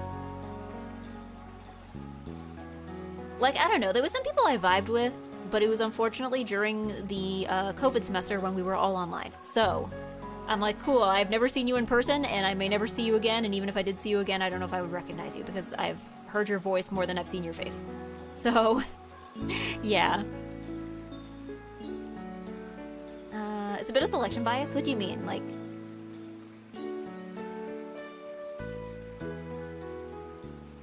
Come to think of it, I don't think I keep up with anyone from high school. Yeah, pretty much most of my friends back in Eggy City are from high school. Like, I think almost every friend, except for maybe one or two people. I think most of the friends I made after high school were mostly online, with a couple exceptions. Like, because I think it's one of those things where it's really difficult, actually, to make friends when you can't really see each other or talk to each other every day. That's a thing, right? Because that was the thing I realized in university, and like people talk about how it's hard to make friends as an adult, and I think it's just that like in school you can make friends pretty easily because you're with the same group of people every day, right? So like, yeah, it's easier to form friendships when you're all in the same classes and you're seeing each other every day. But like when you're older and it's like, unless you work at the same place, I feel like that's the thing with online, right? Is that like you don't need to like arrange times to meet up. You can just like send somebody a message, or if you're in Discord chat together, like you can just pop in and out, right? Yeah, you don't hear about the people on campus that aren't extroverted and just do their thing, hence selection bias to extroverts who do... Yeah, but the difference is like, are extroverts that live off campus, are they getting similar results? Yeah. Live off campus equals time to go home after class, but also not here during weekends. Yeah, it's like that, but also like, especially if you live far away, because that was the thing is that like, I was far away, so it's like, if I want to go to events, then I have to like actively make time for that. Like, I can't just decide to join a club on a whim. I have to be like, okay, well, do I have enough time to make it here after work and stuff? Like... Yeah. But yeah, no, most of my friends are from high school. Or the internet. I don't know, I don't know if I would have a lot of friends if I didn't VTube. I feel like it would mostly just be the same friends from high school, and then like the few people I met online between like high school and VTubing, I guess. Cause like, I think there was some friends I made in a Discord server in 2018, 2019. And I remember like, again, that server is like mostly dead. I think some of them are still in contact with each other. But like, there was a few people that lived in a city over, and it was kind of really exciting because it was the first time I ever met like online friends in real life. Like where I was like, okay, hey, I'm gonna be in the city for like the weekend for something. Do you want to meet up for like lunch or something? And then we would go have lunch, and it was like, wow, okay, this is the first time I've ever actually done this. Like, wow, they're real, they're real. Hey. Yeah, I know a few people that live off campus but crash on their on-campus friend's couch occasionally. So I probably can pull it off. Maybe I'm too rule-abiding. I'm too much rule-abiding icky. I'm like, ooh, if I stay overnight here, I'm gonna get in trouble. Ooh. I cannot have a sense of adventure because if I am adventurous, then I will get in trouble. Ooh. I cannot be Eggy in trouble. I refuse to be in trouble. I will not be in trouble. It's like... I don't know. I was an adult. I just still don't want to be in trouble. She's too nice and good. I don't know, it's like I'm too nice and good. I think it's also just like... I don't like putting myself in risky situations, I guess. Like, even I remember, I think on stream I was talking about how, like, I like, always check, like, reviews of hotels before I make reservations. Because, like, I don't want to stay somewhere that's yucky. And then I remember Bodega just being in my chat, it's like, yeah, I've stayed in, like, the worst places known to man before. And I'm like, okay, well, like, I don't know. I like being comfortable when I stay in a hotel. I guess. Like, if I'm gonna go somewhere, I don't want... Yeah. Checking reviews is good. Oh, yeah, because, like, there's definitely been places where, like, the pictures that the hotel posts look nice, and then you look at all the reviews, and this is, like... This is the most poorly maintained place I've ever been to. All the pictures are, like, outdated from when the hotel first opened. Like, you know, like, the carpet was moldy, and the bathroom was unwashed, and, like... Yeah, I think review checking is normal as you go with the flow with things. Yeah, I guess I'm just like, I don't want to like... I think it's not just like I don't want to stay somewhere sketchy, but it's like, I feel like I have reasonable standards for when I check in. I guess it's just like one of those things where like, I feel like if you're on vacation and the place that you stay in is not comfortable, you're gonna be uncomfortable the whole time, right? To me, it's like the equivalent of like, if you're going out for a long day and you're wearing something uncomfortable, then you're just gonna be uncomfortable all day, right? Like, oh, for people who book cheap rooms via this hotel booking site, they'll get the old rooms not in the picture. Hi, Eggy, hi, Chet, hello, Boothberry. But yeah, no, because like, same thing with Airbnbs. Compromises, people have different limits. That's true, that's true. I guess I just like, maybe my standards are just higher. Because like, I feel like I would much rather share a room with a ton of people, but have it be like a nice room, rather than like, get a cheap trash garbage room, but like be by myself, or like share it with 1 or 2 people. You know?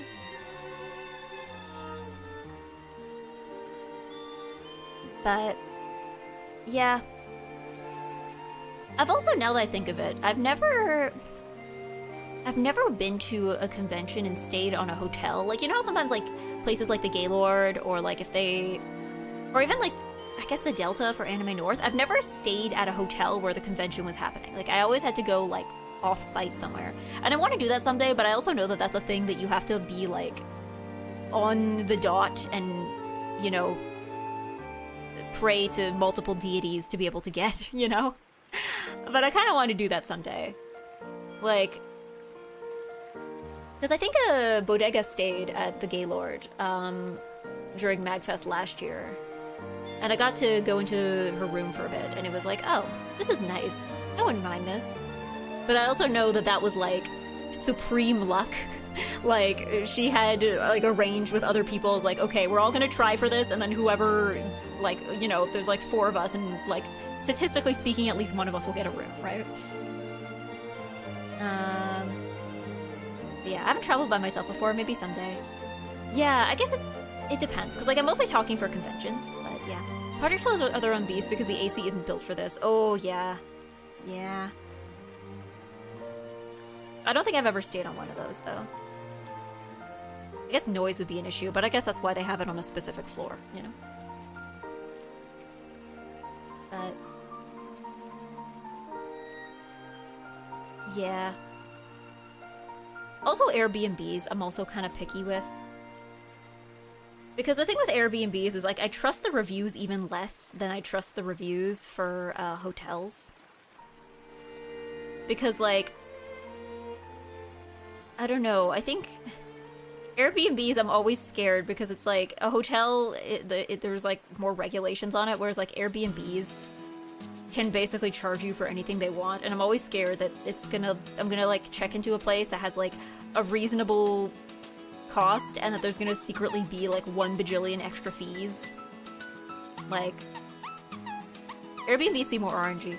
Yeah, where I'm just like, because like I've been to nice Airbnbs, I've been to pleasant Airbnbs before, and like I've never personally run into problems, but like I feel like I hear about enough people running into problems that I'm like, this is only a matter of time, right?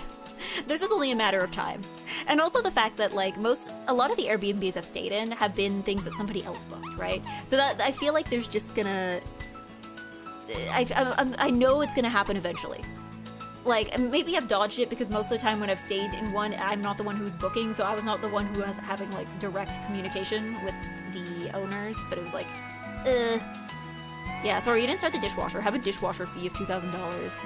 Oh, I'm sorry. I remember, like, there was once one, I think it was the one, I didn't stay in it, it wasn't my Airbnb, but I remember, like, I went there, that I think was booked for me and some friends, and like, I remember they were like, the people who were staying there, they were like, okay, we feel like this place is booby-trapped because there's so much very delicate-looking furniture that like, there would be chairs that they're like, nope, we're not sitting in this. This feels booby-trapped. This feels like it's like made so that you would like break it by accident and then they can charge you for something.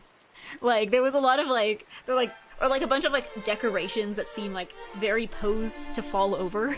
It's like, this feels booby-trapped. This feels like they're trying to get us to like break something so that they can charge us more money for something. I was like, here, have an extra cleaning fee. Despite the fact that you cleaned as we told you to. Like,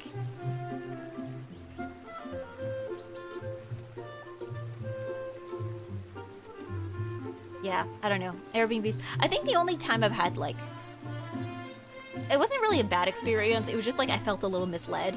There was one place I booked that said it had a stove, and then when I got there, it wasn't really a stove, it was like, they had like a single electric burner that you could plug in, and there was like counter space for that, but I'm like, that's not a stove. Like, the thing I wanted to make would involve having, like, I wanted to make curry and rice, and that would involve having like 2 things going at once.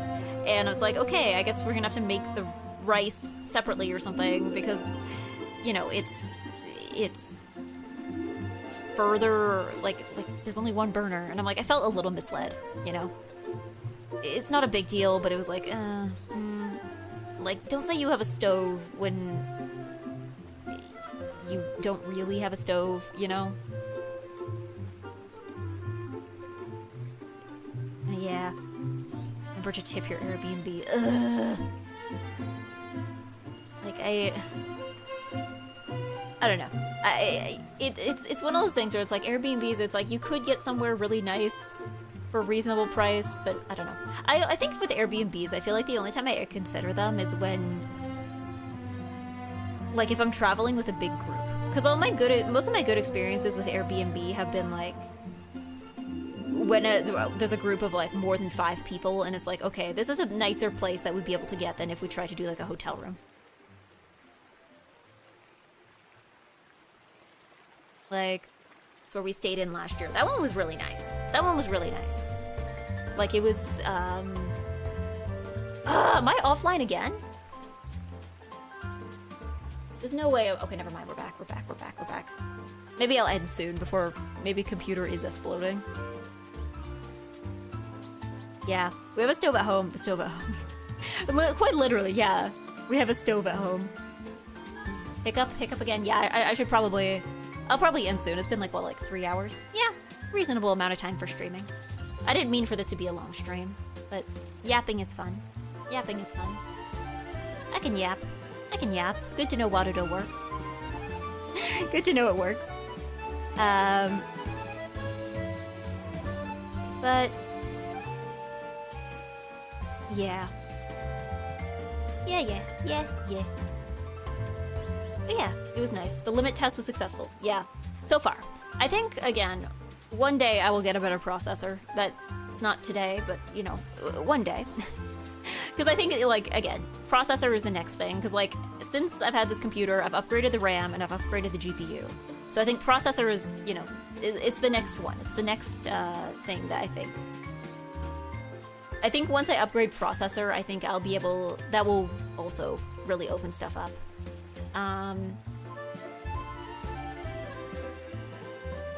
yeah. So hopefully that will happen eventually. It's on the list once I get a new job.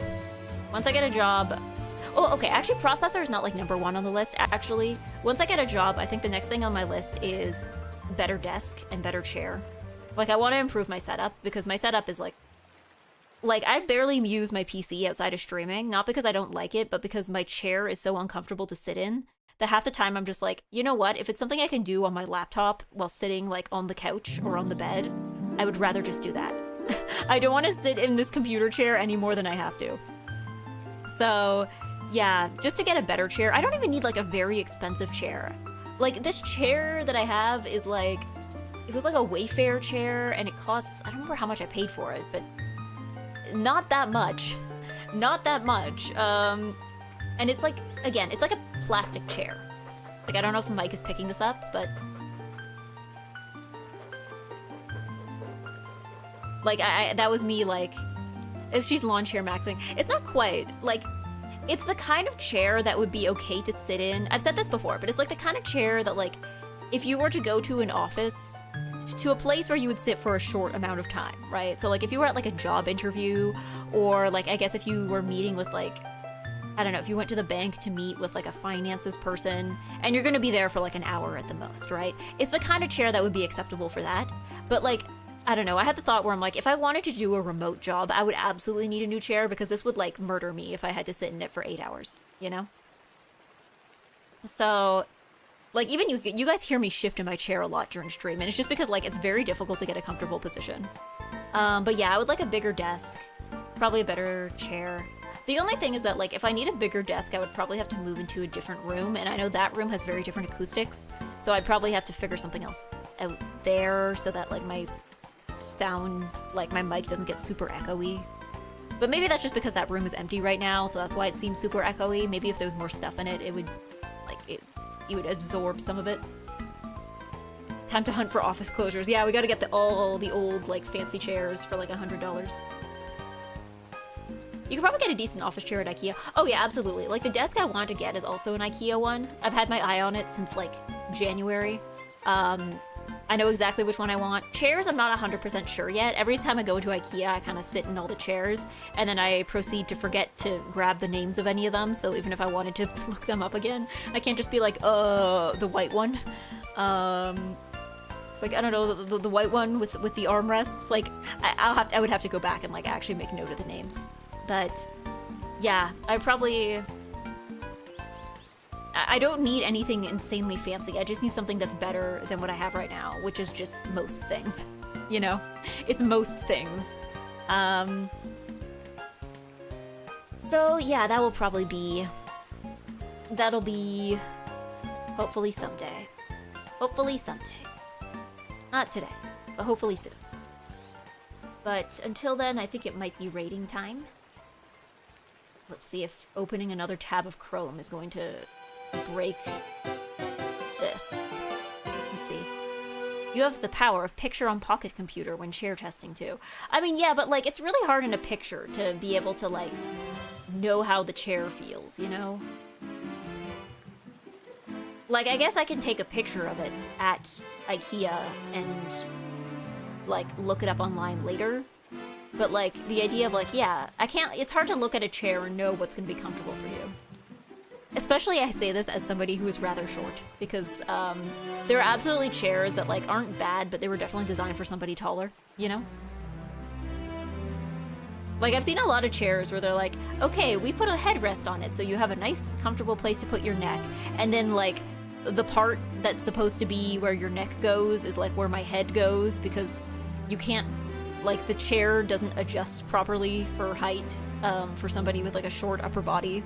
So, yeah, definitely it's one of those things where you have to, like, keep that in mind. You really have to go in and test it in person. Like, I don't think I would buy a chair, like an office chair online, unless I've tested it in person before. Alright, let's see who's on. Phoebe is on with, 5-year anniversary. Maybe I can write into that. Mikan is on. Orla is on. Velik is on. Slabman is on day 13 of Subathon. You know what, we're gonna raid into Phoebe since it is 5-year anniversary. Yeah.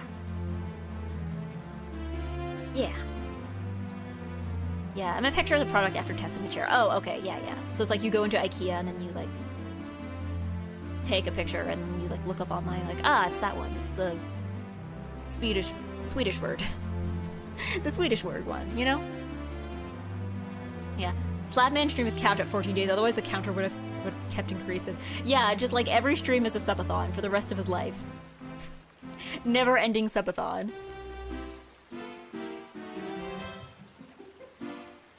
I mean, it's Slabman. It's Slabman. Slabman will do what he does. But I think we will raid into Phoebe. We will do that today. We will do that today. Say that if he reaches X thousand, he will add 7 days to do a road trip cross country with chat live. Very Slabman thing to do. Egg 3D raid.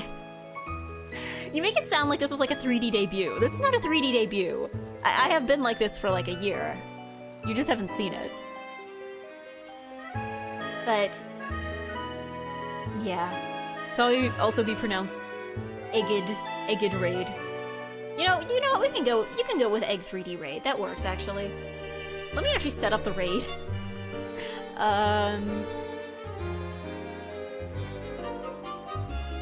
Yeah. Does she have raids enabled? Okay, looks like we're good. Looks like we're good. Because I know some people disable raids. I know they disable raids during special events, but it looks like she still has them on. So yeah, Egg 3D raid, that's what it'll be. That's what it'll be. Thanks for the stream, thank you for being here. Like I said, this week is kind of up in the air. There will be Zhong tomorrow. That's the one thing that I know for real. There will be Zhong. We will be having Zhong tomorrow. That's about it. After that, it's hard to say. Deltarune at some point, maybe Hat at some point, maybe something else at some point. I need to do karaoke again. I was practicing songs last night. I might practice more today. But like, I want to do more karaoke, but we will have to see about that. But until then, thank you for being here. Thank you for listening to me yap. Thank you for chatting with me. Thank you to Twitch Eggplants and YouTube Eggplants. Thank you for bearing with the hiccups. And I will see you all tomorrow. And look at my cool end card. Thank you, bye-bye.